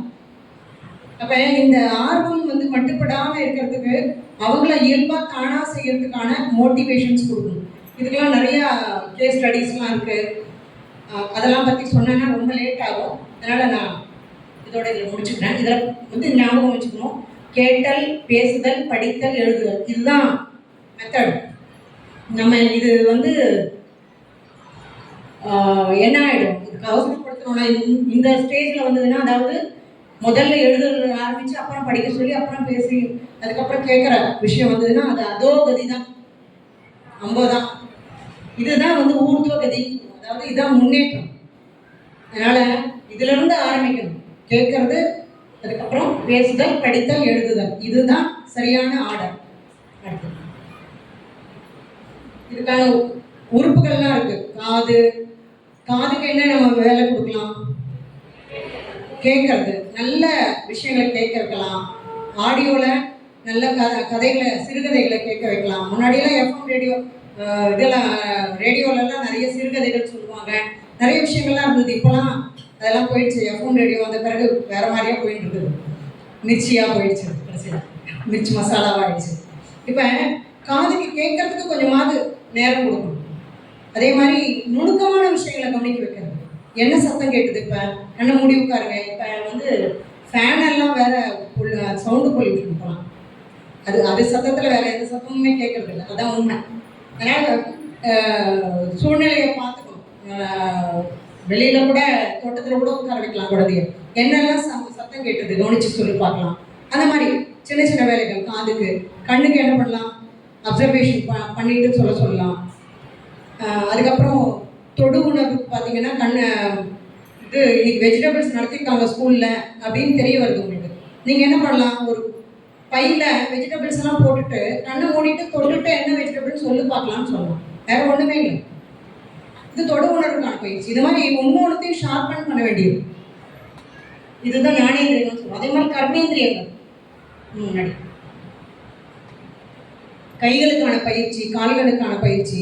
இதில் வந்து பார்த்தீங்கன்னா கைகள், கால்கள், கண்கள், இதில் எல்லாத்துலேயுமே ஃபைன் மோட்டார் ஸ்கில்ஸுக்கும் தேவை இருக்குது. நுணுக்கமான வேலைகள். சில வேலைகள்லாம் வந்து லார்ஜ் மோட்டார் ஸ்கில் சொல்லுவோம், அது கிராஸ் மோட்டார் ஸ்கில் சொல்லுவோம். லார்ஜர் மசில்ஸ்க்கான இது வந்து பயிற்சி வந்து பார்த்தீங்கன்னா கிராஸ் மோட்டார் ஸ்கில் சொல்லுவோம். அதாவது நல்ல பாலத்துக்கு நல்லா அடிக்கிறது. இப்போ முதல்ல ஒரு வீடியோ போட்டிருந்தேன், யார் பார்த்தீங்கன்னு தெரியல. தாத்தாவும் நம்ம குழந்தையுமா விளையாடுற மாதிரி. ஒன்றும் இல்லை, வீட்டில் ஒரு கொடி கட்டி இருக்கு, குழந்தை தூக்கி போடுது. எதுவும் நம்ம சொல்ல தேவையில்லை. கொஞ்சம் கொஞ்சமாக தாத்தா மேலே போடுறத பார்த்தா அதுவும் முதல்ல கீழே போட்டுட்டு அப்புறமா என்ன பண்ணும்?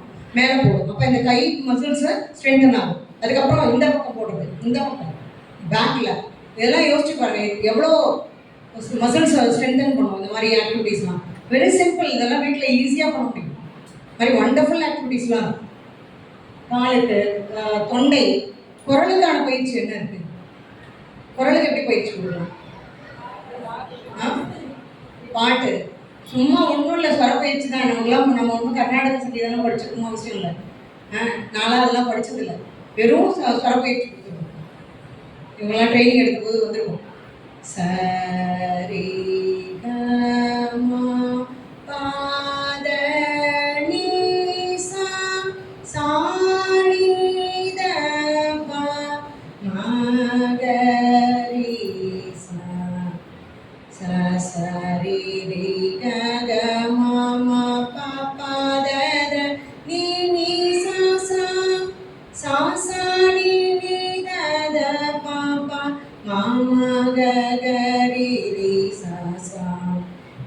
இதையே தாளம் போட்டுட்டு சரி ரே க க மாமா பாப்பா தத நீ நீ சா சா சா சா நீ நீ தத பாப்பா மாமா க க ரே ரே சா சா. இதில் வந்து நம்ம ஸ்வரம் நல்லா எனக்கெல்லாம் பாட தெரியாது அப்படிலாம் இல்லை.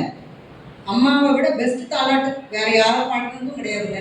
நீங்கள் உங்கள் குழந்தைங்களுக்கு பாடுற தாலாட்டு தான் உங்களே பெஸ்ட்டு. அதை விட பெரிய பாடகைலாம் வேறு யாரும் கிடையாது. ஏன்னா உங்கள் குரலை எங்கேருந்து கேட்க குழந்தை கருவிலேருந்தே கேட்டுட்டு வந்து. அதனால் யார் சொன்னாலும் எதுவும் கவலைப்பட தேவையில்லை. நம்ம இந்த மாதிரி சின்ன சின்ன பயிற்சிகள் நம்ம பண்ணுறதோட மட்டும் இல்லாமல் குழந்தைக்கும் இந்த மாதிரி விஷயங்கள்லாம் நாம் செய்யணும்.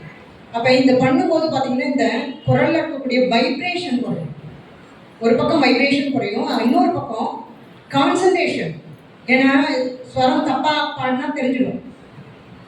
நம்ம கரெக்டாக அந்த பயிற்சி பண்ண தான் வரும். நாங்கள் என்ன பண்ணுவோம்னா அந்த பயிற்சிக்கே விட்டு போகணும்னா ஒரு ரெண்டு ஸ்வரமாக சேர்த்து பயிற்சி கொடுக்கும். அதுக்கப்புறம் 2 நாளாக வந்து 3, அப்புறம் 4, அப்புறம் 5 அப்படி பயிற்சி கொடுத்தோன்னா ஈஸியாக இருக்கும். ஸோ இதெல்லாம் வந்து தொண்டைக்கான பயிற்சி. கழிவு உறுப்பு, இனப்பெருக்க உறுப்பு இங்கே ஒன்றும் கற்றலுக்கான செயல்பாடுக்கு தேவைப்படாது. ஆனாலும் குழந்தைங்களுக்கு வந்து தினசரி ஒழுங்காக அவங்க மலம் கழிக்கிறது, இதெல்லாம் வந்து காலையில் ஒழுங்காக தண்ணி குடிக்க சொல்லி இந்த மாதிரி இதெல்லாம் நம்ம கவனிக்கணும். இப்போ உணவு பற்றி சொன்னாங்க. உணவு பற்றி பார்க்கும்போது அதில் வந்து செரிமானம் ஆகாமல் அடுத்தடுத்து மேலே மேலே கொடுத்துட்டு இருக்கக்கூடாது. எவ்வளோ நேரம் ஒரு உணவு வந்து செரிமானம் ஆகிறதுக்கு பார்த்தீங்கன்னா 3-3.5 மணி நேரம் ஆகும். ஆனால் அடுத்தடுத்து நம்ம கொடுத்துக்கிட்டே இருந்தோம்னா சரியாக சாப்பிடாது குழந்தை. அப்போ அதனுடைய இந்த ப்ராசஸ் வந்து பிரச்சனையாகும். அதனால் அதெல்லாம் கூட நாம் கொஞ்சம் கவனம் வச்சுக்கணும். அதுக்கெல்லாம் தனி செஷன்ஸ் இருக்கும் அப்படின்னு சொல்கிறாங்க. அடுத்தது இதில் முக்கியமாக பார்த்தீங்கன்னா இதெல்லாம் வந்து முதல்ல சொன்னது கை கால் இந்த இதெல்லாம் வந்து அந்த பகிர்கரன் சொல்லுவோம், அதாவது வெளியில் இருக்கக்கூடிய உறுப்புகள் சொல்லுவோம். இது வந்து அந்த கரண் அப்படின்னா உள்ளே இருக்கக்கூடியது. மனசை பார்க்க முடியுமா? புத்தியை பார்க்க முடியுமா? பார்க்க முடியாது. அதே மாதிரி அகங்காரம் அதுவும் பார்க்க முடியாது, உணரதான் முடியும். அடுத்தது சித்தம். இதெல்லாம் வந்து ரொம்ப ஃபிலாசபிக்கலாக நான் சொல்ல போனேன்னா ரொம்ப லேட் ஆகிடும் உங்களுக்கு. ரொம்ப சிம்பிளாக மட்டும் சொல்லிடுறேன். மனசுன்றது பேலன்ஸ்டாக வச்சுக்கலன்னா குடும்பத்தில் தான் பிரச்சனை. நம்ம வீட்டிலேயே கூட சரி, கணவனுக்கும் மனைவிக்கும் சண்டைன்னு இருந்தால் அது ஒரு நைட்டை தாண்டக்கூடாது. இது வந்து நம்ம ஃபேமிலிக்கு நான் சொல்கிறேன். இது வந்து இந்த சிஸ்டம், பாரதிய எஜுகேஷன் சிஸ்டம்ன்றது பார்த்தீங்கன்னா இது ஒன்லி குழந்தைங்களுக்கு மட்டும் கிடையாது, இல்லை ஹையர் கிளாஸ் ஸ்டூடெண்ட்ஸ்க்கு மட்டும் கிடையாது. இது வாழ்நாள் ஃபுல்லாக நம்ம ப்ராக்டிஸ் பண்ண வேண்டிய பல்வேறு வாழ்க்கை முறை. இதை தான் வந்து நம்ம பாரதிய பண்பாடு அப்படின்னு நம்ம சொல்கிறோம். அதனால் இது எப்படி இருக்கணும், மனசை வந்து பேலன்ஸ்டாக வச்சுக்கலன்னா என்ன ஆகும்? எமோஷன்ஸ் கடுமையாகும். எமோஷன்ஸால் நம்ம உடம்பு தான் பாதிக்கப்படும். கோபம் அதிகப்பட்டாலும் சரி, ஒரேடியாக கவலைப்பட்டாலும் சரி, அதனால் வரப்போகிறது ஒன்றும் கிடையாது. ஏதாவது ஒரு கலங்கன மனசோட எந்த ஒரு முடிவையும் நீங்கள் எடுக்க முடியாது. அதனால் இந்த மாதிரி விஷயத்துக்கு சிம்பிள் ஆக்டிவிட்டீஸ்லாம் இருக்குது சிசு வாட்டிக்காக. மனசை பேலன்ஸ்டாக வச்சுக்கிறதுக்கு மனசை ஒருமுகப்படுத்தணும். கரெக்டாக ஒருமுகப்படுத்திட்டா மனசு வந்து கண்ட்ரோலுக்கு வந்துடும். அப்போ ஒருமுகப்படுத்துறதுக்கு ஒன்றும் இல்லை, மணி இருக்குது பாருங்க வீட்டில். சும்மா பசங்களாம் போட்டு மணி அதெல்லாம் கொஞ்சம் கலெக்ஷன் பண்ணி வச்சுக்கோங்க. அதை ஃபோக்கஸ் சொல்லுது. ஒரு விஷயத்த கவனத்தோட கான்சென்ட்ரேட்டடாக அங்கே பொறுமையாக உட்காந்து பண்ணுற பழக்கம். முதல்ல பசங்க ஓடுவாங்க, கொஞ்சம் பண்ணுவாங்க, ஓடுவாங்க. அதை பற்றி கவலைப்படாதீங்க. இவனை உட்காரவே வைக்க முடியல, அவங்க பாட்டுக்கு சொல்லிட்டு போயிட்டாங்க. அவங்களுக்கு என்ன ஒரு நாள் ஸ்பீச் கொடுத்துட்டு போயிட்டாங்க, வந்து பண்ணு. என் குழந்தை கூட இருந்து பார்த்தா தான் தெரியும்.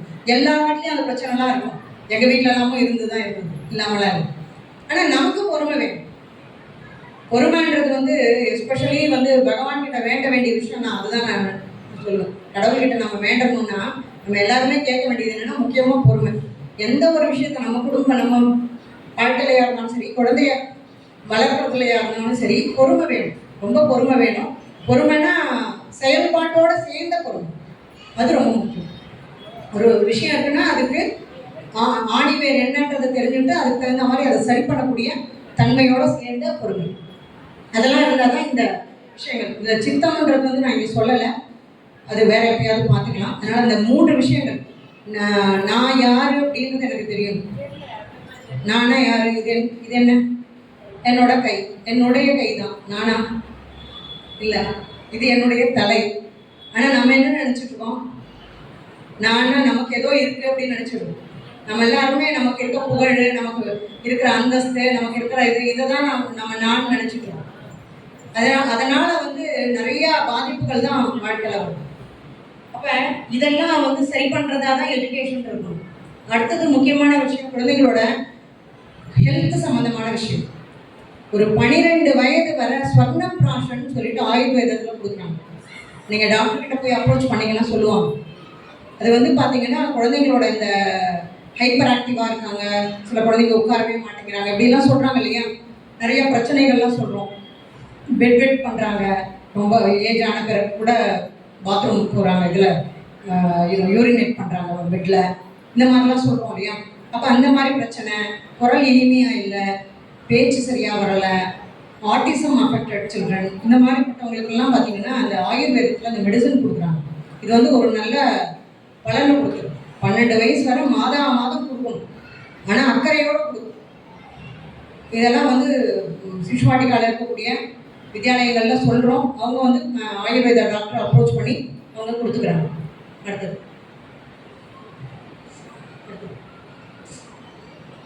இதில் என்னெல்லாம் இருக்குன்னு பார்த்தீங்கன்னா, ஸ்வர்ணம்னாலே தங்கம் தான்.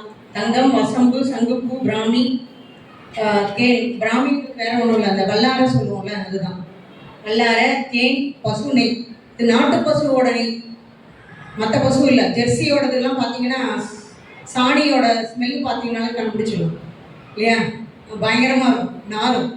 ஆனால் பசுஞ்சாணத்தோட மனம் எப்படி இருக்கும் உங்களுக்கு தெரியும். நல்ல நாட்டு பசுவோட நெய் இதெல்லாம் சேர்ந்து தான் இதை தயார் பண்ணுறாங்க. முடிஞ்சால் நம்ம குழந்தைகளுக்கு தேவைப்பட்டால் நம்ம கொடுத்துக்கலாம்.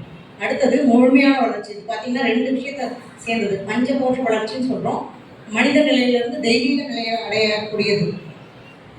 இது இல்லைன்னா மனிதன் படித்த கல்வியினால ஒரு பயனும் இல்லை.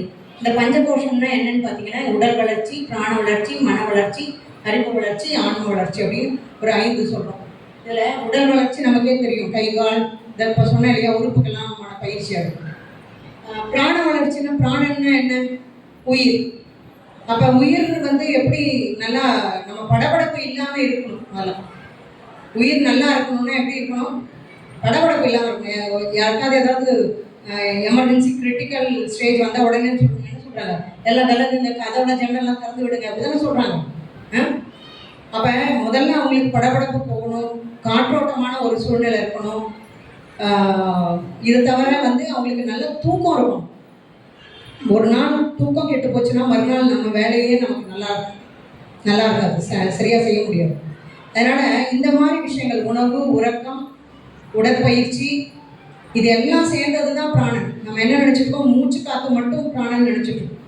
அப்போ மூச்சு காற்றுக்கு மட்டும் தனியாக பயிற்சி, அதுவும் தனியாக இருக்குது. அது தவிர இதெல்லாமும் அதிகமாக கவனம் செலுத்தணும். சின்ன குழந்தைய பொறுத்தவரை இந்த மாதிரி விஷயங்கள்லாம் கவனம் செலுத்தணும். இதை தவிர மன வளர்ச்சிக்கு சொன்னேன் இல்லையா, ஆக்டிவிட்டீஸ் எல்லாம், அந்த மாதிரி சின்ன சின்ன ஆக்டிவிட்டீஸ், பொறுமையாக செய்யக்கூடிய ஆக்டிவிட்டீஸ்லாம் கொடுக்கணும். அதே மாதிரி அறிவு வளர்ச்சியில் பார்த்தீங்கன்னா எக்கச்சக்கமாக இருக்குது. அது அடுத்த ஸ்லைடில் வரும், காமிக்கணும். இதில் கடைசியில் சொன்னது ஆன்ம வளர்ச்சி. ஆன்ம வளர்ச்சினா என்னென்னா இந்த ஆத்மாவை புரிஞ்சுக்கிறது. அதுக்கு என்னென்ன விஷயங்கள் இருக்குது? முதல்ல நல்ல குணம் இருக்கணும். மனிதன் என்பவன் தெய்வமாகலாம்னா எப்போ தெய்வமாக முடியும்? மேலே போன பிறகு தெய்வமாக இருக்கணும். இங்கே இருக்கும்போதே தெய்வமாக இருக்கணும். அந்த தெய்வீக குணத்தோடு இருக்கணும். அப்போ உடல் வளர்ச்சிக்கு பார்த்தீங்கன்னா உணவு, உறக்கம், உடற்பயிற்சி அவசியம் தேவை. அடுத்தது பிராண வளர்ச்சிக்கு முதலில் சொன்ன மூச்சு பயிற்சி, உணவு, ஓய்வு, உறக்கம், தியானம், பதற்றம் இல்லாமல் சமநிலையில் இருக்கு. அடுத்தது மன வளர்ச்சிக்கு முதலில் சொன்னோம், கவனம், கான்சன்ட்ரேஷன் பவரை இன்க்ரீஸ் பண்ணுற மாதிரியான சில வேலைகள். கையில் தண்ணி, ஒரு கிண்ணத்தில் தண்ணி கொடுத்துருங்க, செங்கல் மேலே நடக்க சொல்லுங்க, இல்லை ஒரு கோடு போட்டுட்டு கோடு மேலே நடக்க சொல்லுங்க. இது வீட்டில் பண்ண முடியும்ல. தண்ணி கீழே சிந்தக்கூடாது. தண்ணியை சிந்தாமல் இங்கேருந்து இன்னொரு பக்கெட்டில் எடுத்து போய் போட்டு சொல்லுங்க. இதெல்லாம் கான்சன்ட்ரேஷன் டெவலப் பண்ணுறதுக்கு தான். அதே மாதிரி உணர்தல், நல்ல உணர்வுகளோடு இருக்கிறது, சமநிலையில் இருக்கிறது, எதுவுமே அதிகமாக இல்லாமல் ரெண்டுத்தையும் பேலன்ஸ்டாக வச்சுக்கிறது. அதாவது விருப்பாக இருந்தாலும் சரி, வெறுப்பாக இருந்தாலும் சரி, அதே மாதிரி கோபம், எக்கச்சக்க மகிழ்ச்சி, எல்லாத்துலேயுமே பேலன்ஸ்டு ஸ்டேட்டில் இருக்கும். அடுத்தது அறிவு வளர்ச்சி. இதில் தான் ரொம்ப பிளென்டி ஆஃப் விஷயங்கள் இருக்கும். இதை நம்ம தெளிவாக புரிஞ்சுக்கணும். என்னென்னா புத்தி அப்படின்றது அர்த்தம் நிறையா இருக்கும். நினைவு ஒன்று, அடையாளம் காணுதல், ஒரு விஷயத்தை ஐடென்டிஃபை பண்ணுறது. அது ஐடென்டிஃபை பண்ணுறதுக்கான ஆப்பர்ச்சுனிட்டிஸ். இது இங்கே இவங்க லெவலில் பார்த்தீங்கன்னா வெறும் வெஜிடபிள்ஸ் ஐடென்டிஃபை பண்ணுறது, பெட் அனிமல்ஸை, டொமஸ்டிக் அனிமல், வைல்ட் அனிமல், இப்படி இதெல்லாம் பிரிக்கிறது, பிரிச்சறியறது, இந்த மாதிரி விஷயங்கள்லாம் இதில் வந்துடும். உற்று நோக்குதல், அப்சர்வேஷன் பண்ணுறதுக்கான ஆப்பர்ச்சுனிட்டி. குழந்தைய தினசரி ஒரு செடி வச்சுட்டு வளர்க்க போகிறீங்க.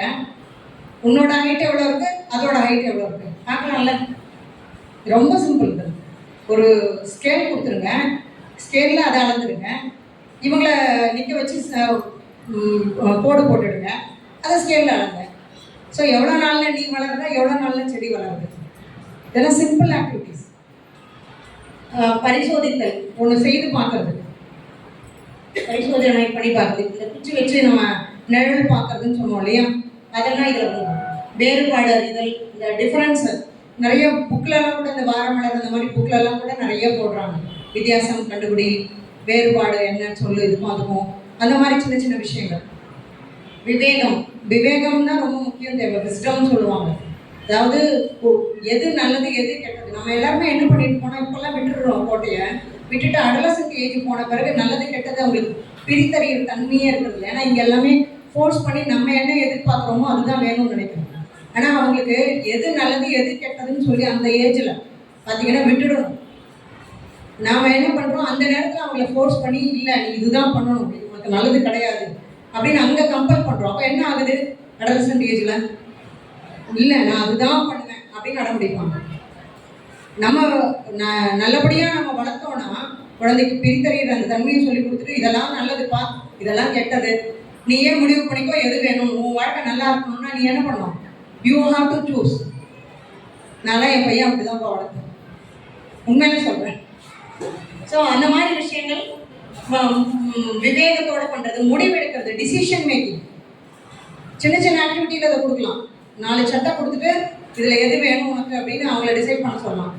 சட்டை எடுத்த பிறகு அதில் ஏதாவது பிரச்சனை இருந்தால் இதில் கொஞ்சம் பட்டன் போயிருக்கேன், இல்லை இது சரியா இல்லையே, அப்புறம் அதை சொல்லலாம். ஸோ இது வந்து டிசிஷன் மேக்கிங் அது கூட. அது ஒரு சிம்பிள் ஆக்டிவிட்டியில், வெரி சிம்பிள் ஆக்டிவிட்டியில் நான் சொல்கிறேன். அதே மாதிரி ஒன்னொன்றையும் முடிவெடுக்கிறதுக்கான ஆக்டிவிட்டிஸ் நிறைய. விவாதம், குழந்தைங்கள முதல்ல பேச வைக்கணும். ஃப்ரீ டாக் சொல்லியிருக்கேன், ஃப்ரீ டாக் டைம் கொடுக்கணும். ஏதோ ஒன்றதை பற்றி படிக்கிறாங்கன்னா அதை பற்றி அவங்க மனசில் பட்டதை பேசணும் ஃப்ரீயாக. அதை பற்றி விவாதம் பண்ணட்டும். ஒரு குழந்தை ஒன்று சொல்லட்டும், இன்னொரு குழந்தை அதை பற்றி பேசணும். அந்த மாதிரியான ஒரு சூழ்நிலை. யூகித்தல், கெஸ்ஸிங். நம்ம வீட்டில் உப்பு புளியெல்லாம் எப்படி போடுறோம், கெஸ் பண்ணி தான் போடுறோம். ஆனால் கெஸ்ஸிங்கான ஆப்பர்ச்சுனிட்டி கொடுக்குறோமா குழந்தைக்கு பார்த்தீங்கன்னா இல்லை. ஒரு லிட்டர் தண்ணி எவ்வளோ இருக்கும் அதை அளந்து முதல்ல ஊற்ற சொல்லலாம். அதுக்கப்புறம் இல்லையே அளக்க முடியலையே, சரி பரவாயில்ல நீயே 1 லிட்டர் சும்மா அப்ராக்சிமேட்டாக எடுத்துருவான்னு சொல்லலாம். இது ஒரு எக்ஸாம்பிள் சொன்னது. ஸோ கற்பனை திறன், அவங்களோட கற்பனை திறனுக்கு நிறைய வாய்ப்புகள் கொடுக்கணும். இன்னைக்கு ஒரு பாட்டு பாடிட்டு இருந்தாங்க, அழகாக இந்த அவரை பண்ணாங்களா, சின்ன அவரை பாப்பான்னு, ரொம்ப ரொம்ப ஈஸியான பாட்டு. தோட்டத்து மண்ணிலே வட்டமான மெத்தையிலே சொகுசா தூங்கரா சின்ன அவரை பாப்பா, சொட்டு சொட்டா மழை பெய்யுது, தட்டி தட்டி எழுப்புது, விழிச்சு விழிச்சு பார்க்கிறா, நெளிஞ்சு நெளிஞ்சு வளர்கிறா, வானம் பார்த்து சிரிக்கிறா, சின்ன அவரை பாப்பா. ரொம்ப அழகாக ஆசிரியர் சொல்லி கொடுத்துட்டு இருந்தாங்க, பார்க்க முடியுது. அதாவது அவங்க என்ன பண்ணுறது, தூங்கிட்டு இருக்கு, அந்த நேரத்தில் எது வருது, மழை வருது, மழை வந்த பிறகு என்ன பண்ணுது, தட்டி எழுப்புது அப்படின்னு சொல்லிட்டு இருந்தாங்க. ரொம்ப அழகாக சொல்லிட்டு இருந்தாங்க. அப்போ இது வந்து ஒரு அதோட அசோசியேட் பண்ணி அவங்க அதாவது சொல்லிக்கிறாங்க. அப்போ கற்பனைக்கான வாய்ப்புகள் அதெல்லாம் கொடுக்கணும். நிர்மாணித்தல், சில விஷயங்கள், அந்த பில்டிங் பிளாக்ஸ் எல்லாம் நிறைய வச்சுருக்கணும். பிளாஸ்டிக் கொடுக்காதீங்க, முடிஞ்சவரை உட்டன் பிளாக்ஸ் இருந்தால் ரொம்ப நல்லது. வீட்டில் இருக்க பொருட்களை வச்சு இப்போ ஒரு 10 புக்கு இருக்குன்னா 10 புக்கை வச்சு ஒரு வீடு மாதிரி கட்டலாம். இல்லை ஏதோ ஒரு விஷயத்தை நிர்மாணிக்க சொல்லணும். மொழி வளர்ச்சி, லாங்குவேஜ் பேசுறதுனால தான் வரும். ஒரு ஸ்கூலில் இந்த கோவிட் டைமில் ஒரு ஆக்டிவிட்டி ரொம்ப நல்லா பண்ணியிருந்தாங்க. ஒரு பலூனில் குழந்தை வந்து அதுக்குள்ளே பார்த்தீங்கன்னா ஒரு குச்சையால் குத்துறாங்க, ஆனால் அது உடையலை பலூன். அதை ரொம்ப அழகாக எக்ஸ்பிளைன் பண்ணியிருந்தாங்க, ஏன் உடையலை அப்படின்னு. அதுக்கு பின்னாடி இருக்க சயின்ஸ் தான், ஆனால் அவங்க சிம்பிள் லாங்குவேஜாக அவங்களுக்கு தெரிஞ்ச மாதிரி சொல்லியிருந்தாங்க. பட் நம்ம எல்லாருமே முதல்ல எடுத்த உடனே குழந்தை இங்கிலீஷில் பேசணும்னு நினைக்கிறோம். ஆனால் முதல்ல எதில் அவங்க குழந்தை கேட்டு பழகுது, தாய்மொழியில் தான். வயிற்றுக்குள்ளே இருக்கும்போதுலேருந்து அதான் கேட்டு பழகுறாங்க. ஆனால் அந்த மொழிக்கு நம்ம வந்து சுதந்திரம் கொடுக்கறது இல்லை. முதல்ல அந்த மொழியை கேட்கணும், அதுக்கப்புறம் ஆங்கிலத்தில். 2 மொழி, எத்தனை மொழி வேணால் கற்றுக்கொள்ளலாம். 2, 3, 4 எத்தனை மொழி வேணால். இன்னைக்கு பார்த்தீங்கன்னா 3 லாங்குவேஜ் ஒரே கிளாஸில் ஒரே நேரத்தில் போடணும். ரொம்ப நல்லா இருந்தது. தமிழ், இங்கிலீஷ், ஹிந்தி 3மே ரொம்ப நல்லா சொன்னாங்க டக்குன்னு. அதனால் எத்தனை மொழி வேணால் நம்ம சொல்லிக்கிற முடியும். அடுத்து கடைசியாக வந்து ஆன்ம வளர்ச்சி. இதில் பார்த்தீங்கன்னா அன்பு, சேவை, அழகுணர்ச்சி, ஆனந்தம், அலங்காரம், இது எல்லாமே உடனே என்னடா இதெல்லாம் வந்துருக்கு ஆன்ம வளர்ச்சிக்கு. அழகுணர்ச்சி, இது அலங்காரம் வந்திருக்கு. அப்போ லிப்ஸ்டிக் போட்டுக்கிறதுலாம் ஆன்ம வளர்ச்சியா? நான் சொல்கிறது அந்த அலங்காரம் கிடையாது. அதாவது நேச்சுரலாக இருக்கக்கூடிய பியூட்டி, அதாவது இயற்கையாக சில விஷயங்கள் இருக்கும்போது அதுக்கு தனி ஒரு அழகு, அந்த விஷயம் புரியணும். அப்போ முடிஞ்சவரை எவ்வளோக்கு எவ்வளோ இயற்கையான பொருட்களை கொண்டு வீட்டை அலங்காரம் பண்ணுறோமோ நல்லது. உங்கள் வீட்டை அந்த மாதிரி ரொம்ப அழகாக அலங்காரம் பண்ணி வச்சுக்கோங்க. வீட்டை செயற்கை பொருட்கள், இயற்கை பொருட்கள் முடிஞ்சவரை. அதனால் இதெல்லாம் இருந்தால் தான் ஆன்ம வளர்ச்சி ஏற்படும். இத்தனையும் சேவை, மற்றவங்களுக்கு ஏதாவது ஒன்று கொடுக்கும்போது தான் நமக்கு ஒரு திருப்தி கிடைக்கும். அந்த திருப்தி வந்து லாங் லாஸ்டிங். ஆனால் எப்போவுமே சில இடங்களில் இங்கெல்லாம் அப்படி கிடையாது, சிசுவாட்டிக்கால் அப்படி பண்ணுறது கிடையாது. மற்ற இடங்கள்லாம் பார்த்தீங்கன்னா கவு பற்றி ஒரு எஸ்ஏ எழுதுனா முதல்ல கவு கிவ்ஸ் அஸ் மில்க், முதல்ல அது நமக்கு என்ன கொடுக்குது அப்படிதான் பற்றி பேசுவாங்க. ஆனால் நாம் என்ன அதுக்கு கொடுத்தோம், அதை காப்பாற்றுறதுக்கு நாம் என்ன பண்ணுறோம், what is my role? We are not talking about our rights, our duties. டியூட்டிஸை பற்றி பேசாமல் ரைட்ஸை பற்றி மட்டும்தான் பேசுவோம். அப்போ குழந்தைங்களுக்கு அப்போ எப்படி அந்த தன்மை வரும்? அதனால் இந்த மாதிரி விஷயங்கள்லாம் அதிகமாக கவனம் செலுத்தணும்.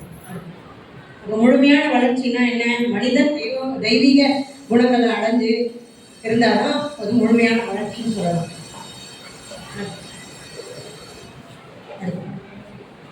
ஒரு நிமிஷம் பாருங்கள், இந்த குழந்தை என்ன பண்ணுறான்னு பாருங்க.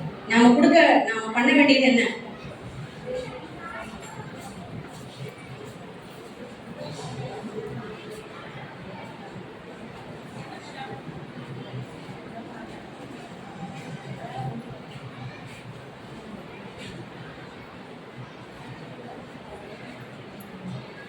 எந்த டிஸ்டர்பன்ஸும் இல்லாமல் இருந்தால் குழந்தை முயற்சி பண்ணிக்கிட்டே தான் இருக்கும், அது விட்டுட்டு வராது. நாமளா இருந்தால் ஒரு தோல்வி வந்தால் உடனே ஒரு தோன்றும், ஆனால் குழந்தை அப்படி தோலாது. சாதாரணமாக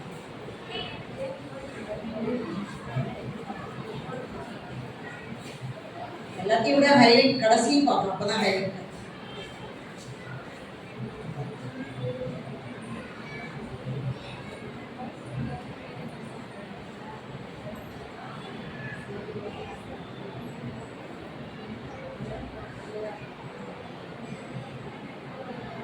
உயிர் வெள்ளக்கட்டி விழுந்துட்டா என்ன பண்ணுறது, அதனால பயம். அவங்க யோசிச்சு இந்த காலம் இருக்கிறாரு.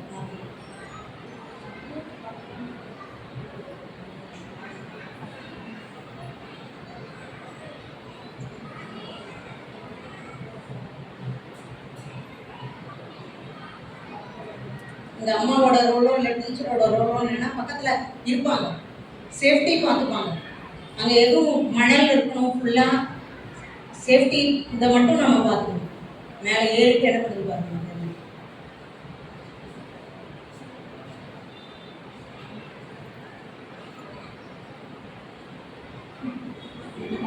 இதுதான் மகிழ்ச்சி, உண்மையான மகிழ்ச்சினா இதுதான்.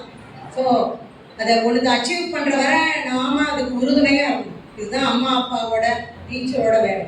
இதை நம்ம தெளிவாக புரிஞ்சுன்னு போனால் நமக்கு எல்லாமே சக்ஸஸ் தான். இது அம்மா தாலாட்டு, இன்னும் கொஞ்சம் வீடியோஸ் எல்லாம் போட்டிருப்பேன். இந்த மாதிரி நிறைய வீடியோஸ் இருக்குது. நம்ம வித்யாலயங்களில் பண்ண ஆக்டிவிட்டீஸ் எல்லாமும் இருக்குது. அதெல்லாம் அப்பப்போ இவங்களுக்கு அனுப்பி இவங்களும் அதெல்லாம் பார்த்து இன்னும் நிறையா பண்ணிட்டு இருக்காங்க இந்த வித்யாலயத்தில்.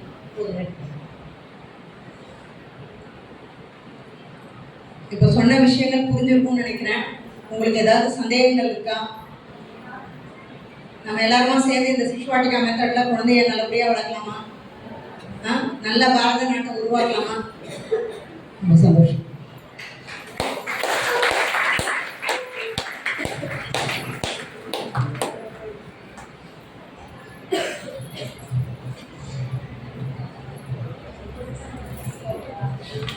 நமஸ்தே. உங்களை இதுக்கு மேலே நாங்கள் நிறைய நேரம் உட்கார வைக்க மாட்டோம். ஏன்னா நமக்கு தேவையான எல்லா விஷயங்களும் நமக்கு எல்லாருக்கும் முழுமையாக இங்கே கிடச்சிருச்சு. நீங்கள் எல்லாரும் கொஞ்ச நேரம் யோசிச்சிருப்பீங்க. ஃபீஸும் கட்டிட்டோம், பசங்களே அனுப்பிட்டோம். மாஜி என்னன்னா இவ்வளோ விஷயங்கள் நமக்கு தான் கொடுக்குறாங்க அப்படின்னு நீங்கள் நினச்சிட்டு இருக்கீங்க. இவங்க சொன்ன எல்லா விஷயங்களும் நம்மளுடைய வித்யாலயத்தில் அந்தந்த குழந்தைங்களுக்கான வகுப்பறையில் இந்த எல்லா ஆக்டிவிட்டிஸும் நடக்குது. இதோடு சேர்ந்து நாம நம்மளுடைய பங்குக்கு செய்யும் போது நம்மளுடைய குழந்தைய நம்ம நல்லா கொண்டு வரலாம். உங்களுக்கு எல்லாருக்கும் இன்னொரு உற்சாகமான ஒரு சந்தோஷமான நியூஸ் என்னன்னா, இப்போ நம்மளுடைய ஸ்கூல் டைமை வந்து உங்களுக்கு இப்போ இருக்கிற டைம்ல இருந்து குறைச்சா சந்தோஷமா இருக்குமா, கொஞ்சம் அதிகப்படுத்தினா சந்தோஷமா இருக்கும், எக்ஸ்டெண்ட் பண்ணா சந்தோஷமா இருக்கும். இப்போ இவ்வளோ நேரம் மாற்றி பேசினாங்க, நாம குழந்தைங்களோட எவ்வளோ நேரத்தை செலவழிக்கணும். சரி, ஒன்றும் கவலைப்பட வேணாம். தெரியும், உங்க எல்லாருடைய சூழ்நிலையும் தெரியும். என்ன உங்களெல்லாம் அட்மிஷன் குழந்தைங்க கொடுக்கும்போது பேரண்ட் என்ன வேலை பார்க்குறாங்க என்ன எல்லாமே நமக்கு தெரிஞ்சிருக்கு. அதனால நம்ம ஸ்கூல் டைமை வந்து அருணாவுக்கும் உதயாவுக்கும் 3 மணி வரைக்கும் வச்சிருக்கோம். இந்த ஆக்டிவிட்டிஸ் எல்லாமே வந்து பாருங்க எவ்வளோ குஷி பாருங்களா உங்களுக்கு. சரி சரி, நீங்கள் சந்தோஷமாகவே நீங்கள் இருக்கலாம். நீங்கள் உங்களுடைய குழந்தைங்கள இருந்து எந்த முழு நம்பிக்கையோடு நீங்கள் எங்ககிட்ட கொண்டாந்து ஒப்படைச்சிங்களோ அதே மாதிரி நிச்சயமாக நாங்கள் உங்ககிட்ட அந்த குழந்தைங்களை நல்லா உருவாக்கி கொடுப்போம். இப்போ நம்ம பார்த்தது எல்லாமே வந்து மாஜி சொன்ன சொன்ன மாதிரி பாரத கல்வி முன்னாடி இருந்து இன்னைக்கு இருக்கக்கூடிய ஒவ்வொரு சயின்டிஸ்ட் எல்லாம் இருக்காங்க இல்லையா, அவங்க எல்லாம் வந்த கல்வி முறை பார்த்தீங்கன்னா இதுதான் நம்ம குழந்தைங்களுக்கு நாங்க கொடுக்கணும்னு சொல்லிட்டு நம்மளுடைய வித்யாலயம் இதை கவனத்துல எடுத்துட்டு பண்ணிட்டு இருக்கோம். அதனால இது உங்க குழந்தைங்களுக்கு முழுமையா கிடைக்கும். திங்கட்கிழமையில இருந்து உங்க குழந்தைங்களுக்கு டைம் 3 மணி வரைக்கும். சரிங்களா? ஓகே. இதுல இதை பத்தி எல்லாம் இன்னும் டீட்டெயிலா எனக்கு தெரிஞ்சுக்கணும் அப்படின்னு யாருக்காவது விருப்பம் இருந்தால், இதை பத்தி நான் ரொம்ப ஆர்வமா தெரிஞ்சுக்கணும்னு நினைக்கிறேன், என் குழந்தைய நான் நல்லபடியா வளர்க்கணும்னு நினைக்கிறேன் அப்படின்னு யாராவது விருப்பப்பட்டீங்கன்னா உங்க பெயரை வந்து இங்க கொடுத்துட்டீங்கன்னா நாம ஏதாவது அவர்களுக்கான வகுப்புகள் தனிப்பட்ட முறையில், ஏன்னா எல்லாராலையும் முடியும்னு சொல்ல முடியாது, ஏன்னா எல்லாருக்கும் எவ்வளோ வேலைகள் இருக்கு, இதுக்கிடையில என்னால் முடியும், நான் இதுக்காக நேரம் ஸ்பெண்ட் பண்ண முடியும் அப்படின்னா நீங்க நேம் கொடுங்க, அவங்க கிட்ட கொடுத்துட்டு போனீங்கன்னா எத்தனை பேர் இருக்காங்கன்னு பார்த்துட்டு எய்தர் ஆன்லைன் கிளாஸ் இல்லைன்னா நேரடியாகவோ எப்படி நடத்துறதுன்றத பார்க்கணும். இதை பற்றி இன்னும் டெப்த்து நீங்கள் வீட்டில் என்னெல்லாம் கொடுக்கலாம் அப்படின்ற ஐடியாஸ். நம்ம வித்யாலயத்துல முக்கியமான ஒரு விஷயம் அக்னி ஹோத்திரம்னு ஒண்ணு நடந்துட்டு இருக்கு. காலையில குழந்தைங்க வரும்போது ஒரு 4 குழந்தைங்க உட்கார்ந்து அக்னி குண்டத்துக்கு முன்னாடி பூஜை பண்ணி பார்த்துருக்கீங்களா? அது ரொம்ப நல்ல ஒரு விஷயம். நமக்கு நேரம் ரொம்ப குறைவா இருக்கிறதுனால என்னால அதை முழுமையா உங்களுக்கு சொல்ல முடியல. அந்த அக்னி ஹோத்திரத்துல அந்த குழந்தை உட்காரும் போது நமக்கே நல்லா தெரியும் நம்மளோட வீடுகள்ல கணபதி ஹோமம்லாம் எதுக்கு பண்றோம், நம்ம வீட்டுல இருக்கக்கூடிய அந்த நெகட்டிவ் எதிர்மறையான விஷயங்கள் போகணும். அது இல்லாம அந்த ஹோமத்துல நம்ம போடக்கூடியது தூய்மையான பசுனை, அதுக்கப்புறம் அந்த ஓம திரவியங்கள் மூலிகைகள் எல்லாம் போடுறோம். அதை சுவாசிக்கும் போது விஞ்ஞானபூர்வமா நமக்கு நிறைய நல்ல விஷயங்கள்லாம் நடக்குது. ஆகினால் நம்ம வித்யாலயத்தையும் வந்து அது வந்து இந்த அக்னிஹோத்திரம் பண்றதுக்கு பின்னாடி ஒரு பெரிய வரலாறே ஒரு உண்மை சம்பவமே இருக்கு. நம்ம இனி வரக்கூடிய காலங்கள் அதெல்லாம் நம்ம படிப்படியா பார்க்கலாம். உங்களுக்கு அந்த அக்னிஹோத்திரத்துல யாருக்காவது கலந்துக்கணும் அப்படின்னு உங்களுக்கு விருப்பம் இருக்குன்னா உங்க குழந்தையோட பிறந்த நாள் வரும் இல்லைங்களா, அதுக்கு முன்னாடி அந்த வகுப்போல இருக்கக்கூடிய அந்த மாஜிக்கிட்ட நீங்க வந்து உங்க குழந்தையோட பிறந்த நாள் அன்னைக்கு எங்க பாப்பாவுக்கு அக்னிஹோத்திரம் அவங்க உட்கார வச்சு பண்ண வைங்க அப்படின்னு நீங்க சொன்னீங்கன்னா அந்த குழந்தைக்கு அவங்க பண்ண வைப்பாங்க. அதுக்கு நீங்க வந்து தேவையான அந்த அக்னிஹோத்திரத்துக்கு தேவைப்படக்கூடிய அந்த பொருட்கள் கூட ரொம்ப விலை கம்மி தான், 100 ரூபாய்க்குள்ளதான் வருது. அதுவும் நம்ம வாங்கி கொடுக்கலாம். அதே மாதிரி பிறந்த நாள் வந்து இங்க வந்து நம்ம வித்யாலயத்துல குழந்தைங்களுக்கு கொண்டாடிட்டு இருக்கோம். இங்க எப்படின்னாக்கா எப்படி கொண்டாடணும்னு பெரிய பிள்ளைங்க நிறைய பேர் சொல்லுவாங்க. அதுவுமே உங்களுக்கு நிறைய இதுல போன பேரண்ட்ஸ்க்கு ரொம்ப ஷார்ட்டா சொல்லிடுறேன். நம்மளுடைய பிறந்த நாள் கொண்டாடும் போது சில விஷயங்களை நம்ம கவனத்துல எடுத்துக்கலாம். ஒரு உண்மை சம்பவமே, நம்ம வந்து எப்பாவது நம்மளோட பேரை எழுதி நம்ம யாராவது வெட்டுவோமா? எளிமையா நம்ம புரிஞ்சுக்கணும். நம்ம பேரை எழுதி வெட்டுவோமா? எந்த ஒரு தருணத்துல நம்ம அந்த ஒரு பேரை வந்து கட் பண்ணுவோம், எப்ப கிழிச்சு போடுவோம்? ஸோ அது ஒரு எதிர்மறையான ஒரு விஷயங்கள் இருக்கும்போது தான். ஆனா அது தெரிஞ்ச நாம, இவ்வளோ நல்லா தெரிஞ்ச நாம அழகா ஒரு கேக்கை வாங்கி அது நம்மளோட குழந்தையோட பேரை ஒரு அழகா எழுதி அதை அழகா என்ன பண்றோம், குழந்தை கையிலேயே கொடுத்து கட் பண்ண சொல்றோம். ஸோ அப்போ நம்ம எப்படி ஒரு எதிர்மறையான ஒரு விஷயத்த கொண்டாடுறோம் பாருங்க. அதே பிறந்தனால நம்ம குழந்தை கையாலேயே நம்ம என்ன சொல்லலாம், விளக்க ஏற்ற சொல்லலாம். நம்ம வீட்டுக்கு வந்திருக்க பெரியவங்க கிட்ட அச்சதரிசி பூ கொடுத்து குழந்தைய அத்தனை பேரும் வாழ்த்த சொல்லலாம். அந்த மாதிரி பிறந்த நாள் கொண்டாடும் போது அந்த இடத்துக்கு ஒரு நல்ல வைப்ரேஷன் இருக்கும், குழந்தைக்கு ஒரு சந்தோஷமா இருக்கு. அந்த மாதிரி தான் நம்ம வித்யாலயத்துல நாங்க குழந்தைக்கு எல்லா கிளாஸ்ல இருக்கக்கூடிய எல்லா மாச்சியும் அந்த குழந்தைய வாழ்த்துவாங்க. அந்த மாதிரி தான் கொண்டாடுறோம். நீங்களும் உங்களுடைய வீட்டில் அந்த மாதிரி கொண்டாடுங்க. அப்படி உங்களுக்கு யாருக்காவது அந்த மாதிரி கொண்டாடணும் எங்களுக்கு வந்து தெரியல, நீங்க வந்து பண்ணி கொடுங்க அப்படின்னா அந்த வகுப்பு ஆசிரியர்கிட்ட நீங்க சொன்னீங்கன்னா அவங்க சொல்லுவாங்க. உங்களுக்கு வந்து நாங்கள் அதுவும் ஏற்பாடு பண்ணி கொடுப்போம். சரி, ரொம்ப நேரம் நீங்க எல்லாரும் இவ்வளோ பொறுமைனாலும் அவ்வளோ பொறுமையா இருந்து இவ்வளோ அழகா எல்லா விஷயங்களையும் நீங்க உள்வாங்கிட்டீங்க. அதனால இந்த அகாடமிக்கு ரொம்ப நல்ல சிறப்பா போகும்.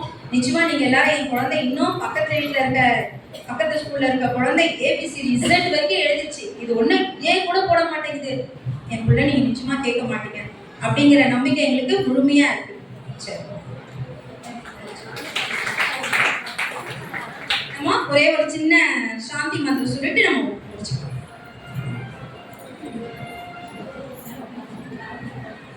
ஓம் சர்வே பவந்து சுகினஹ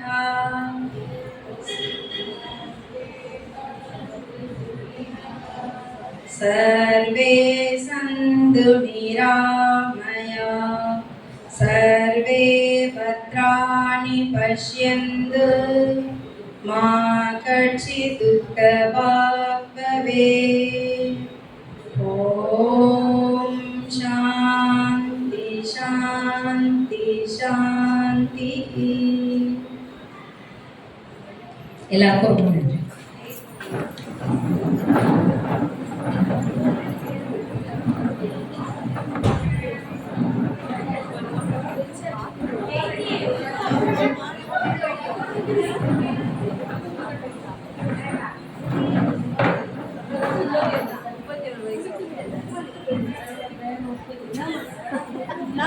கேட்கணும்.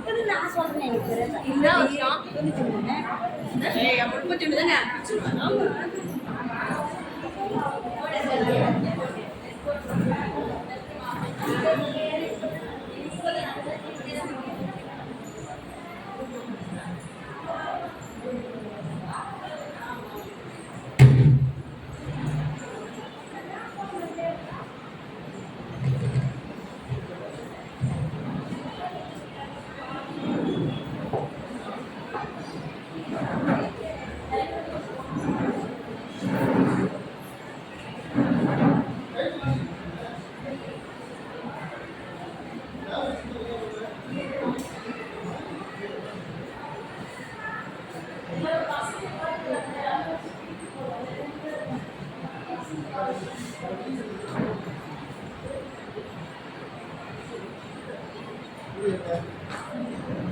பண்ணிடலாமா? ஓகே கட் பண்ணிட்டோமா? சரி.